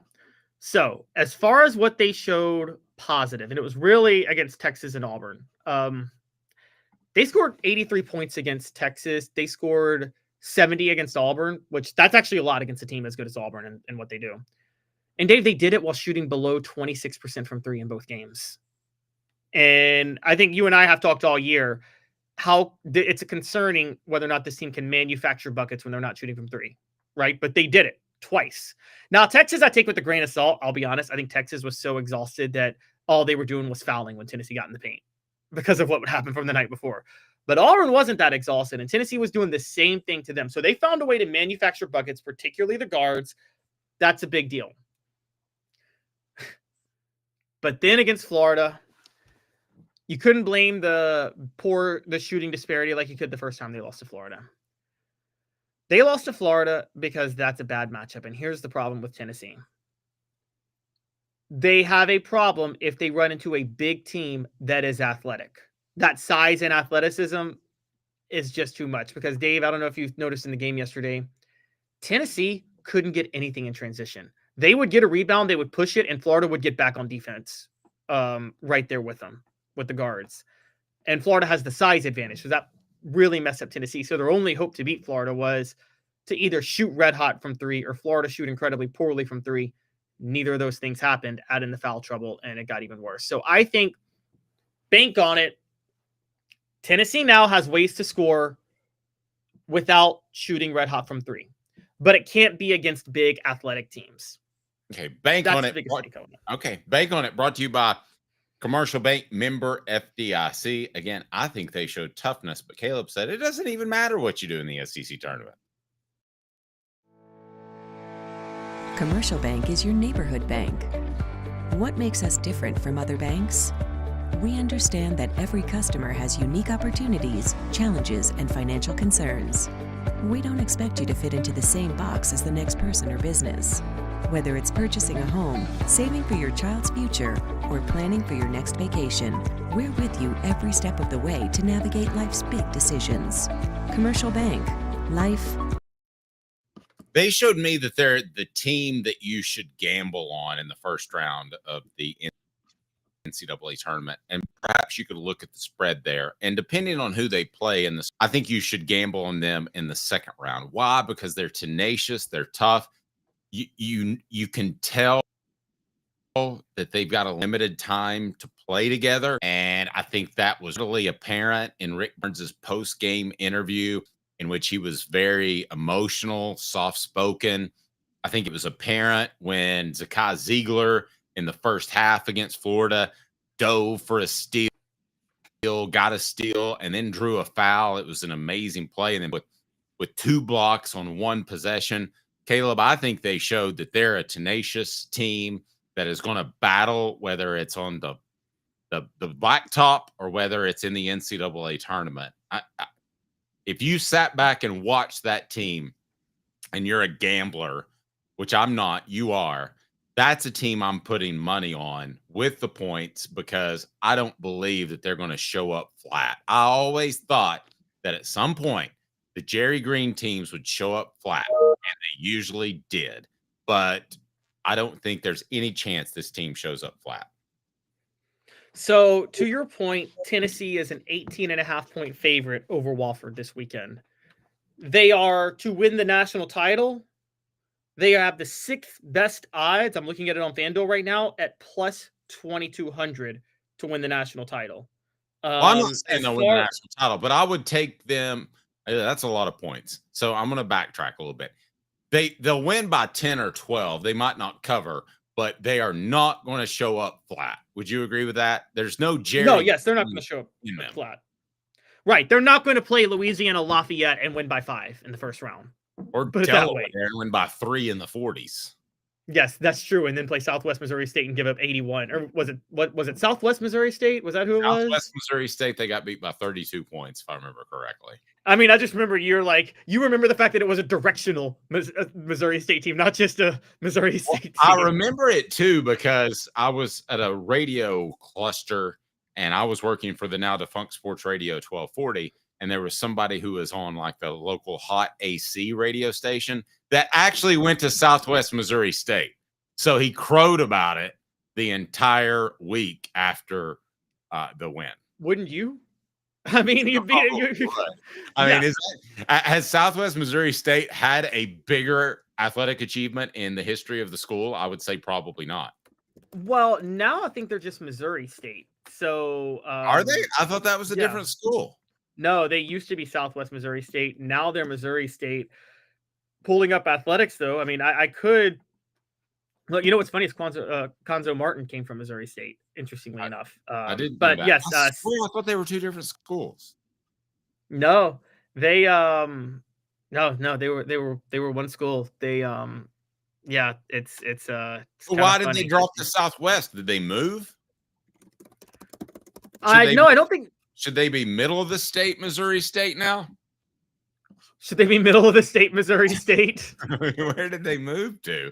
How about slightly Southwest Missouri State? Well, I mean, like, okay, so I'm now pulling this up. I'm trying to, like, I'm actually looking up their most, like, you know, their biggest accomplishments. And, oh, that's the women's basketball results. That's why I was confused for a minute. I was like, wait, what? There you go.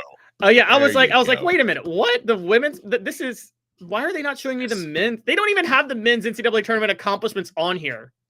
Like, looking up Southwest Missouri State's greatest accomplishments in athletics, that on Off the Hook Sports with Caleb Calhoun. I'm Dave Hooker. Do you have that yet?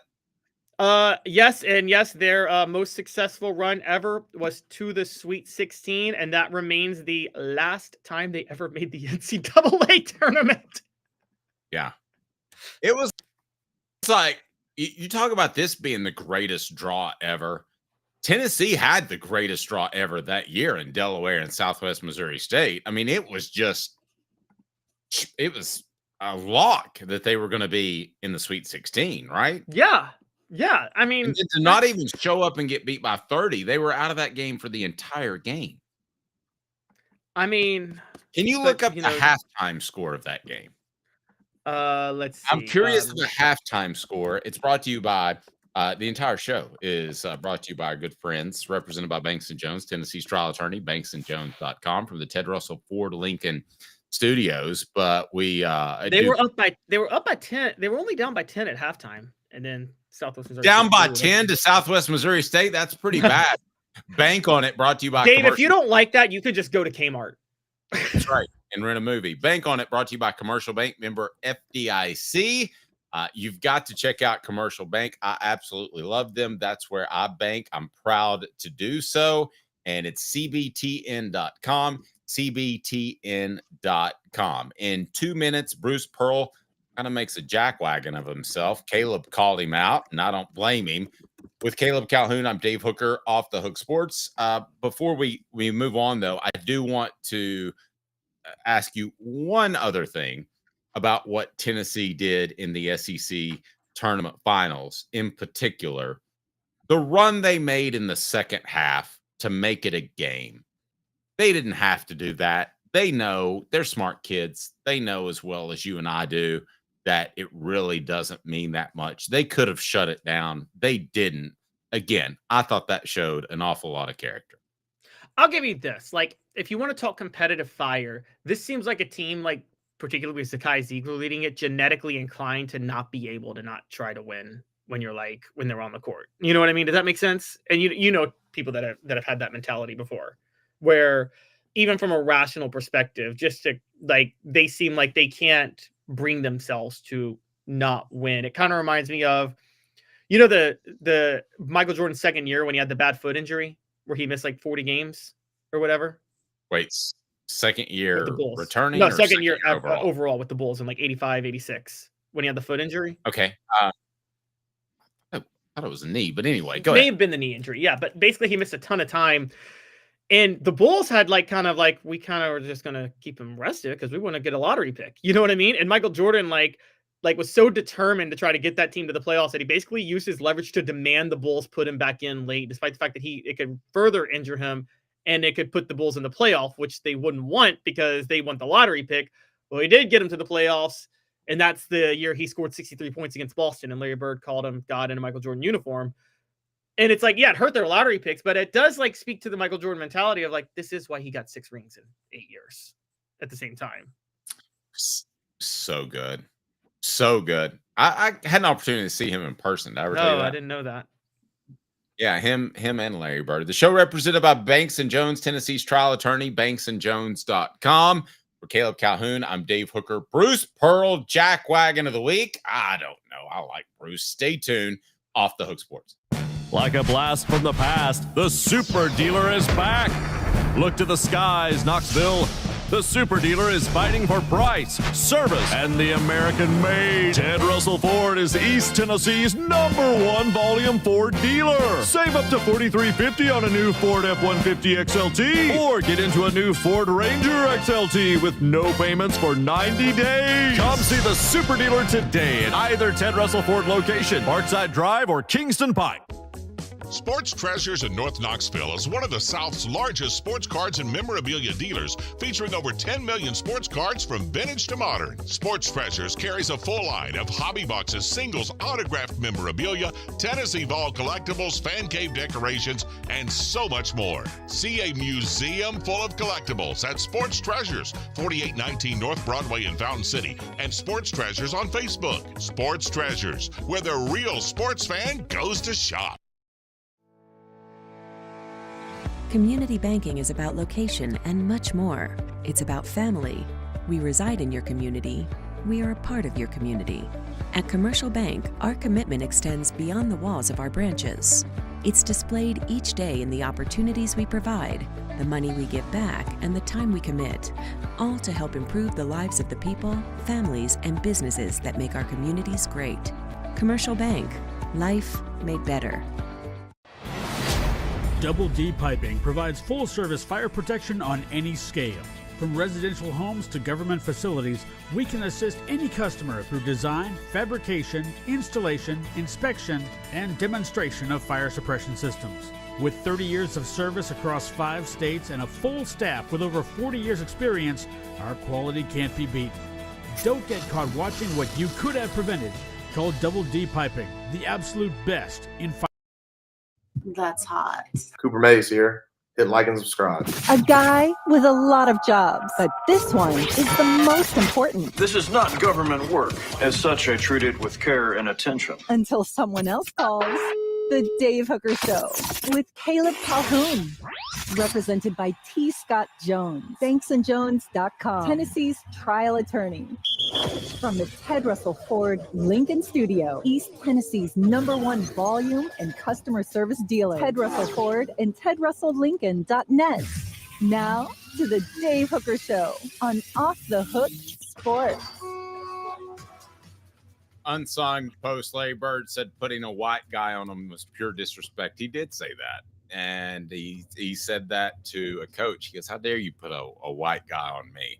As Larry Bird was the king of trash talk. I remember who was the not Rick Mahorn, but the other Bash brother, the tall, skinny one, John Sally. Oh, yeah. Yeah. He goes up to John Sally and he goes, "Hey, what I'm going to do? I'm going to go left, and I'm going to shoot in your face and make it, and we're going to win." And there was like 8 seconds left. What did he do? He went left, shot it in his face, and they won. You're a little too young, right, to know about all the Larry Bird trash talking, but he was. Well, no, I do know that he was the ultimate trash talker. I do know that. I know that, like, the only thing, and I respect and love the way the Celtics played because I love the trash talk and everything they did.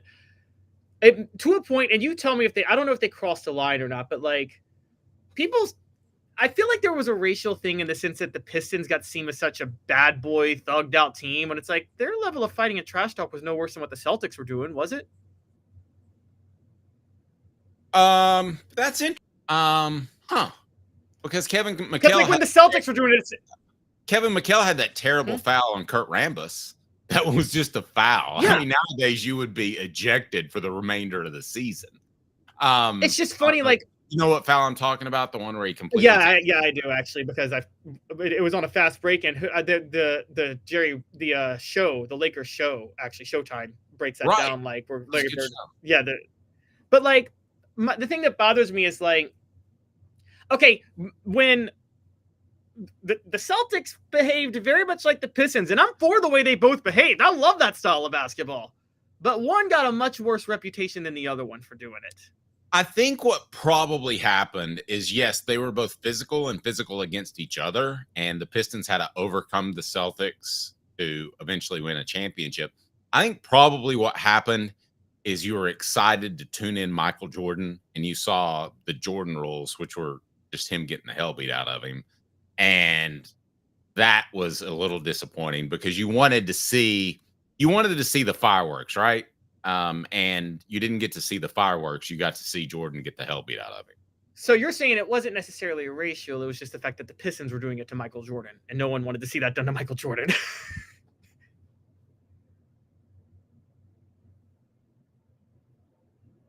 Uh-oh. Dave, we lost you. Dave froze on us. Dave, refresh your phone. We're going to bring Dave off and bring him back on real quick. Dave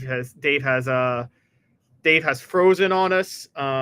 We will try to get Dave back in like 2 seconds. Internet's been acting up for him recently, so we're going to see how that goes. I'm actually going to dive in, and until Dave jumps back on, I'm going to go ahead and start with the next topic. Bruce Pearl recently was making a lot of noise over the weekend, and he made a lot of noise for a couple of reasons.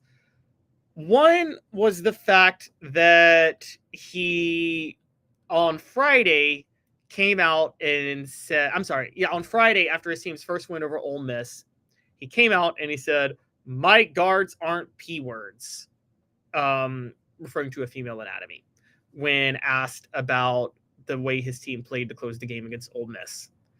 Did it on the SEC Network desk. Saturday came along, and Bruce Pearl thought, oh, here we go. I think we got Dave back finally. Let's bring him back in. Back now? Yeah, we got you. You look good now, Dave. All right, thank you. All right, so your thoughts on the Pearl stance?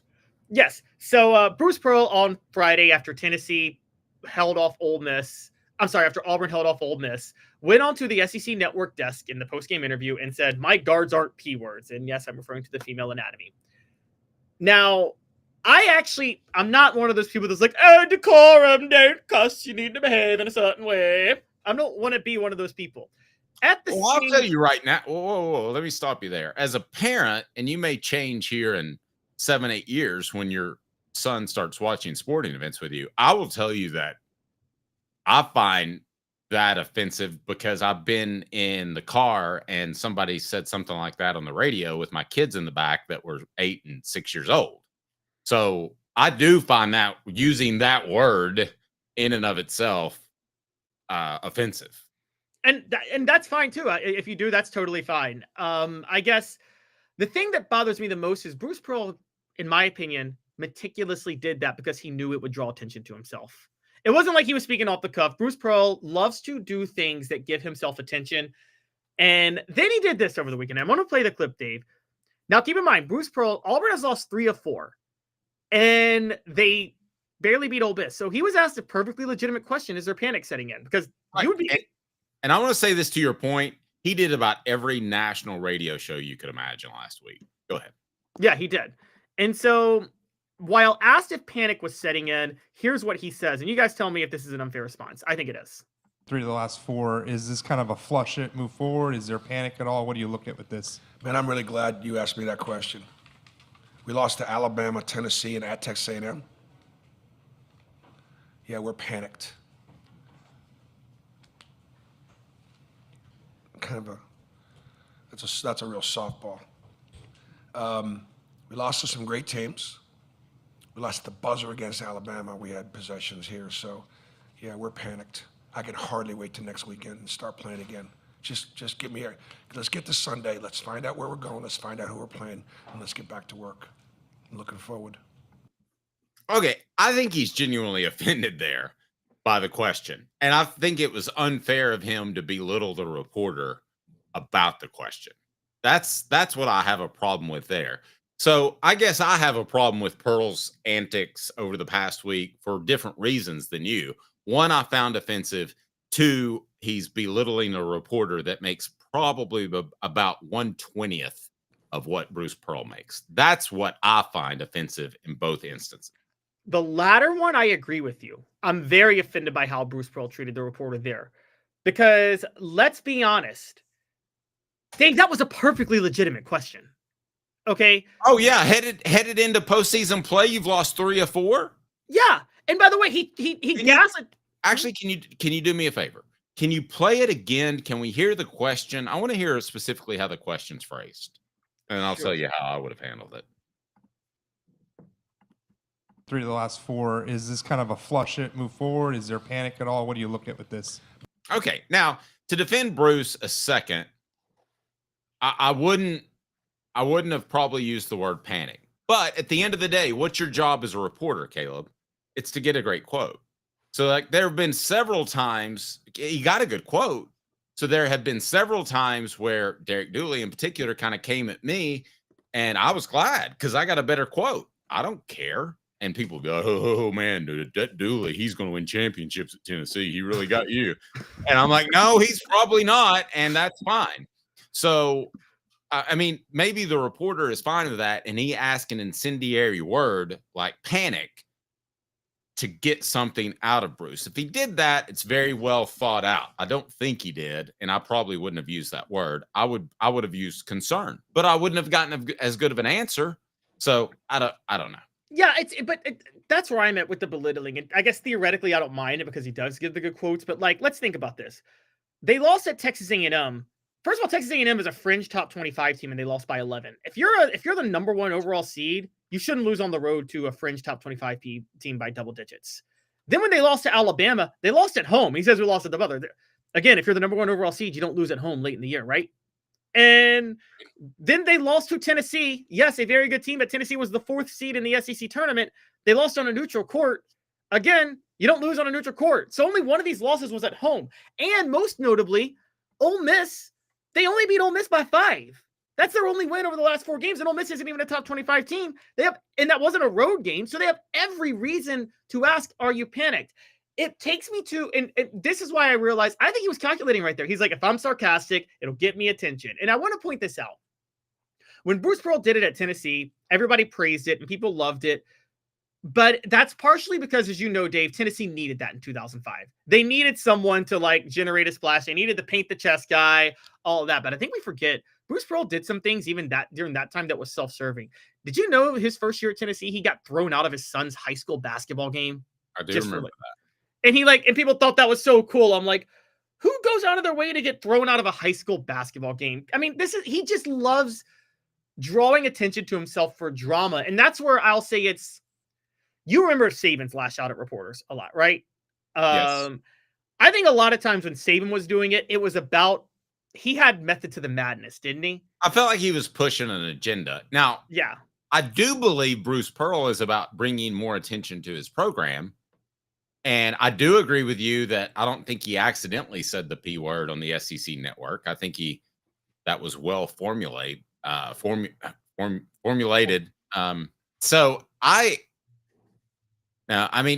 But when he was at Tennessee, everybody loved the fact that he was bringing attention to the program. I mean, let's be honest. When he painted his chest, he looked like a goofball. I mean, nobody would want Josh Heupel to do that. Yeah, exactly. And like, I think, again, when Bruce Pearl was first doing that, I would pay to see it. Well, when Bruce Pearl was first doing it at Tennessee had a low profile. He had a low profile. They needed a splash. Ever since he's been at Auburn, particularly the last 5 years, he hasn't needed that type of buzz. He does it because I'm just going to say it. I'm going to say it out here, guys. It's the same way he paints his chest at Auburn games sometimes in football games. At the same time, like when he did that rap that he did for Tennessee when he was on the basketball team this 5th year at Tennessee. He's been in a midlife crisis since his late 40s. Ever since he got divorced, he's been in even before he got divorced. He's been in a midlife crisis. He wishes he could go back to his college. You seen the lady he's with now? Oh, yeah. Like the one that's like half his age. Yeah. Yes. Is that a midlife crisis or is he moving on? I think he's been in a midlife crisis for 20 years now. I do. I think he's been in a midlife crisis. Bruce Pearl has been in a midlife crisis for 20 years. And it's cringy to watch somebody in his 60s doing it like, oh, I'm in my 60s and I'm going to say the P word on SEC Network because I'm so rebellious. Oh, my God. And it's like, and then the sarcastic response to the reporter was like, it was like he was acting like a fan there. And it was, I think he may have been offended at the question, but again, it was such a legitimate question. At least I'll say this. Sometimes, Dave, when Nick Saban went off on reporters, I'm going to say this as somebody who was a reporter myself, and you were too. Some of those questions were really stupid. It's like they felt they were starstruck to be in a press conference and like, I just want to ask a question. And it was like, the question made no sense. Like, I'll never forget when, just a quick one on National Signing Day one year, one guy is like, Nick, you guys only signed one player today. Why were you so quiet? And Nick Saban's like, because we signed 25 guys already. Like, and he literally said, do you know math? And I mean, that's a fair question. That's a dumb question. All due respect to that. You were starstruck. You don't ask a question like that. No. This was a legitimate question. No, and it's brought to you by our good friends at Ted Russell Ford Lincoln. The buying process for my Jeep was unbelievable. Great used inventory in East Tennessee's largest volume dealer in East Tennessee, Ted Russell Ford Lincoln on Parkside Drive in Kingston Pike. Like a blast from the past, the Super Dealer is back. Look to the skies, Knoxville. The Super Dealer is fighting for price, service, and the American-made. Ted Russell Ford is East Tennessee's #1 volume Ford dealer. Save up to $4,350 on a new Ford F-150 XLT, or get into a new Ford Ranger XLT with no payments for 90 days. Come see the Super Dealer today at either Ted Russell Ford location, Parkside Drive, or... And here we go. This was a huge waste of time, like bringing a married guy to Vegas. Then there's this guy, the Dave Hooker Show with Caleb Calhoun, represented by T. Scott Jones, banksandjones.com, Tennessee's trial attorney. From the Ted Russell Ford Lincoln Studio, East Tennessee's #1 volume and customer service dealer, Ted Russell Ford and TedRussellLincoln.net. Now to the Dave Hooker Show on Off the Hook Sports. By the way, I went to high school with Brandy Pearl, so let's be careful there. That's a fellow Panther. Did you know that? I did know that she went there, yeah. Yeah, we both have our PhD Pal High diploma after 3 years. She may be a Panther, but once she becomes a Cougar, Bruce Pearl might go for somebody younger. That's good. Good. I think she probably is a Cougar by this age, by this time. She's like 5 years younger than me, I think. She's my. Oh wait. Oh, okay. I thought. Well, I may be wrong. I may be wrong. Go ahead and find out how old Brandy Pearl is.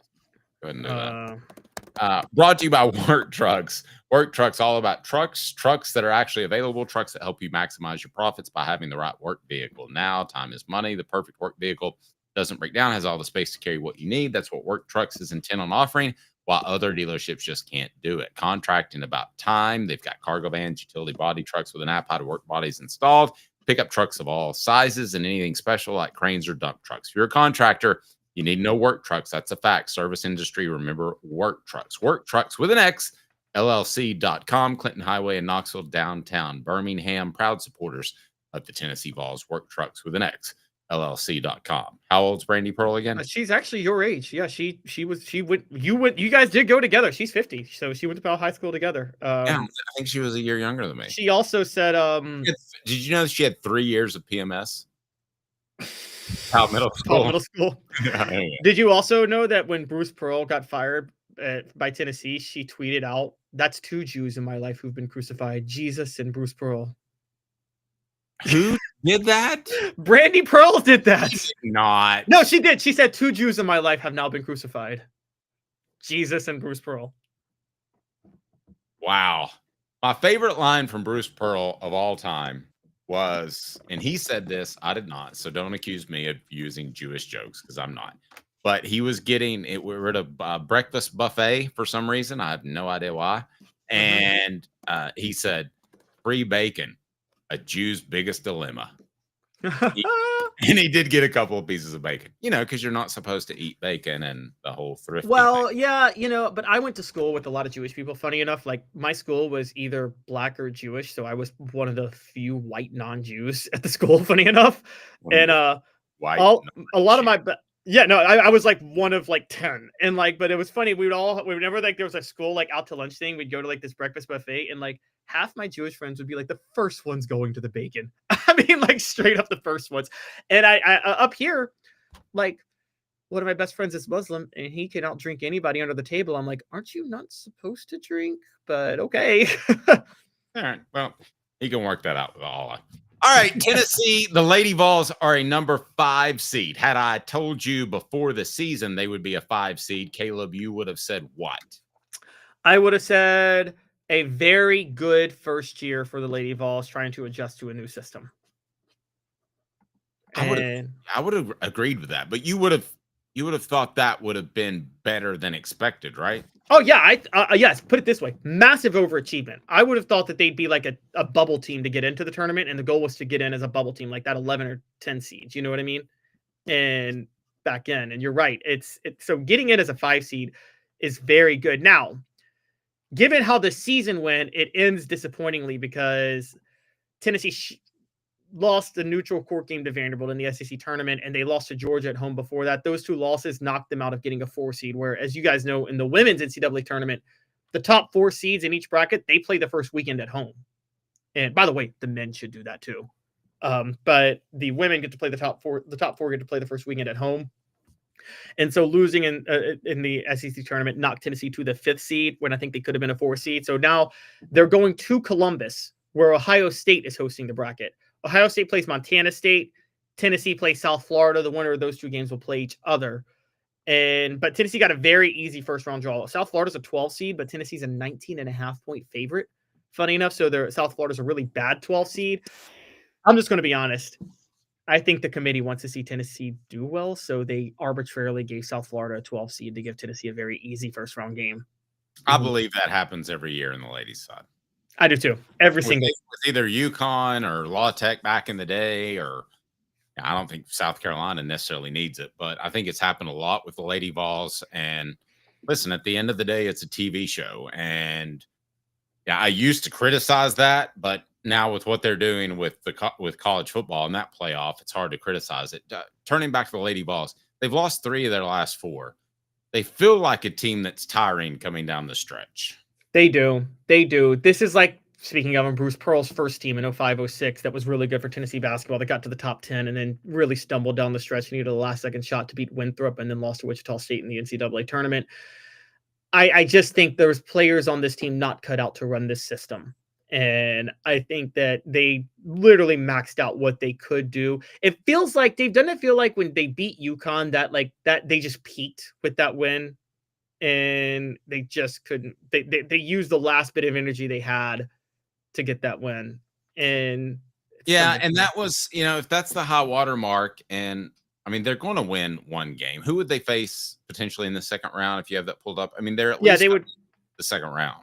Yeah, they would face the winner of Ohio State and Montana State. And Ohio State has the first weekend at home, so it would be at Ohio State if they go to the second round.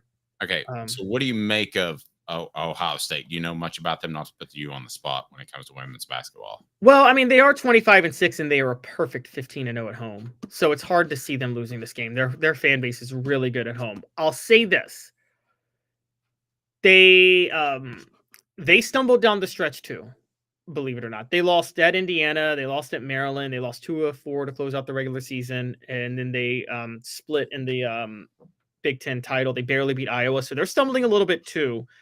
And more notably about Ohio State and Tennessee, I know we're talking about them being tired, but Dave, I want to know, do you think being tired in basketball is about the whole grind of the season, or do you think like it's like game to game, like if you get a long rest, you can get your legs back under you? I think you can get your legs back under you. Now it depends on whether or not you're injured. Do you have a pulled hamstring, or do you have, a sore calf or something like that?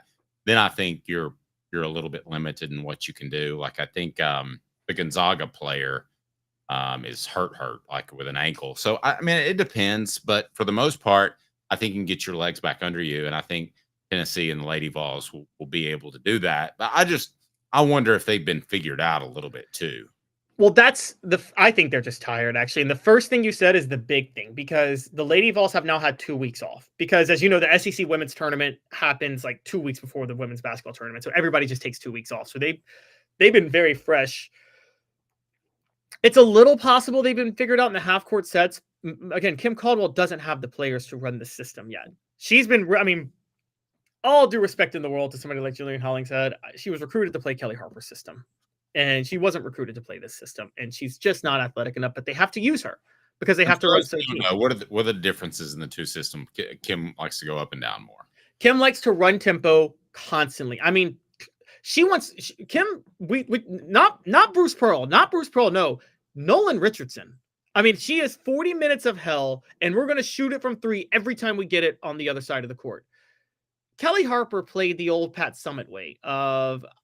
She wanted a bunch of 3-point shooters and then a couple of bigs underneath the basket. that weren't that athletic. And the 3-point shooting was the one common denominator, but Kelly Harper could never get the 3-point shooter she wanted. And that was a problem. So Kim Caldwell, that's the main thing of what she was doing. And she just hasn't been able to. She's got centers on this team not cut out to run this system. So I do think that, but again, Ohio State's tired too. I think they'll get to the second round. You ask me, they'll probably lose in the second round to Ohio State. But hey, if Montana State upsets Ohio State or something crazy happens, maybe Tennessee can go far in the tournament, because if they get to the second round, they're in a region with Texas, and they almost beat Texas in women's basketball earlier in the year. So that's the 1 seed. So what are the chances that this team's just kind of maxed out? Very good. Very good. And for those who are wondering, Kim Caldwell is going to have 2 first years at Tennessee. This team is maxed out probably. Her players come in next year. And I mean, I know she says this team is her players, but no, these players are. She's got the number 1 recruiting class and the perfect fit to run her system. When she gets these players in, they're going to be freshmen next year, so there's going to be some growing pains. And then but then they'll kind of really take a step forward in the NCAA tournament next year, and then they'll be a powerhouse program. Well, we'll see. Her class coming in ranks where among 1. Yeah, that's pretty good. And they do get a break. As Adam points out, our ladies have had a nice break. They should be rested again. Yeah, I mean, when did they last play a game? 8 days ago or 9 days ago? It will have been 16 days ago when they tip off. 16 days ago? When they tip off on Saturday, it will have been 16 I can days come ago. back from a hip replacement and play basketball in that amount of time. Exactly. They should be very well rested by that point. I didn't exactly realize it had been that long. Lady Vol coverage brought to you by our fantastic friends at Ted Russell Ford Lincoln, our studio sponsor, East Tennessee's largest volume dealer, and the show represented by Banks & Jones, Tennessee's trial attorney, banksandjones.com. If this team does advance, other than being fresh, what will be the biggest factor? That they got red hot from 3. That they just got unstoppably red hot from 3. And that Ohio State is also tired. Well, it's funny you say that, because the best way to stay hot is to play, and you say that Tennessee shouldn't have played in the SEC basketball tournament. The men's basketball team doesn't need to stay hot. They grind out wins. Totally different. Totally different. If they'd have had the weekend, this past weekend, and there'd have been a tournament, they would be better suited to enter the NCAA tournament. No, because then they'd be really gassed. Their legs have this Lady Vols team's legs have really gotten out from under them. So nope, totally wrong. All right. Caleb was the one that said that the ladies' legs got out from under them. He's Caleb Calhoun. I'm Dave Hooker. The show represented by Banks & Jones, Tennessee's trial attorney, banksandjones.com, broadcasting their Ted Russell Ford Lincoln studio. So let's go ahead and go on record. Have you filled your bracket out yet? Not yet. Okay. Are you comfortable saying where Tennessee goes on the men's or women's side? I will save that for tomorrow. I got to do a little bit of research. Tomorrow. And we're going to do a bracket challenge among UT media members who would win in a fist fight. We'll have that for you tomorrow. We'll have a bracket out. Caleb's going to do that. Great coverage over the weekend. The show represented by Banks & Jones, Tennessee's trial attorney, banksandjones.com, as we broadcast from the Ted Russell Ford Lincoln's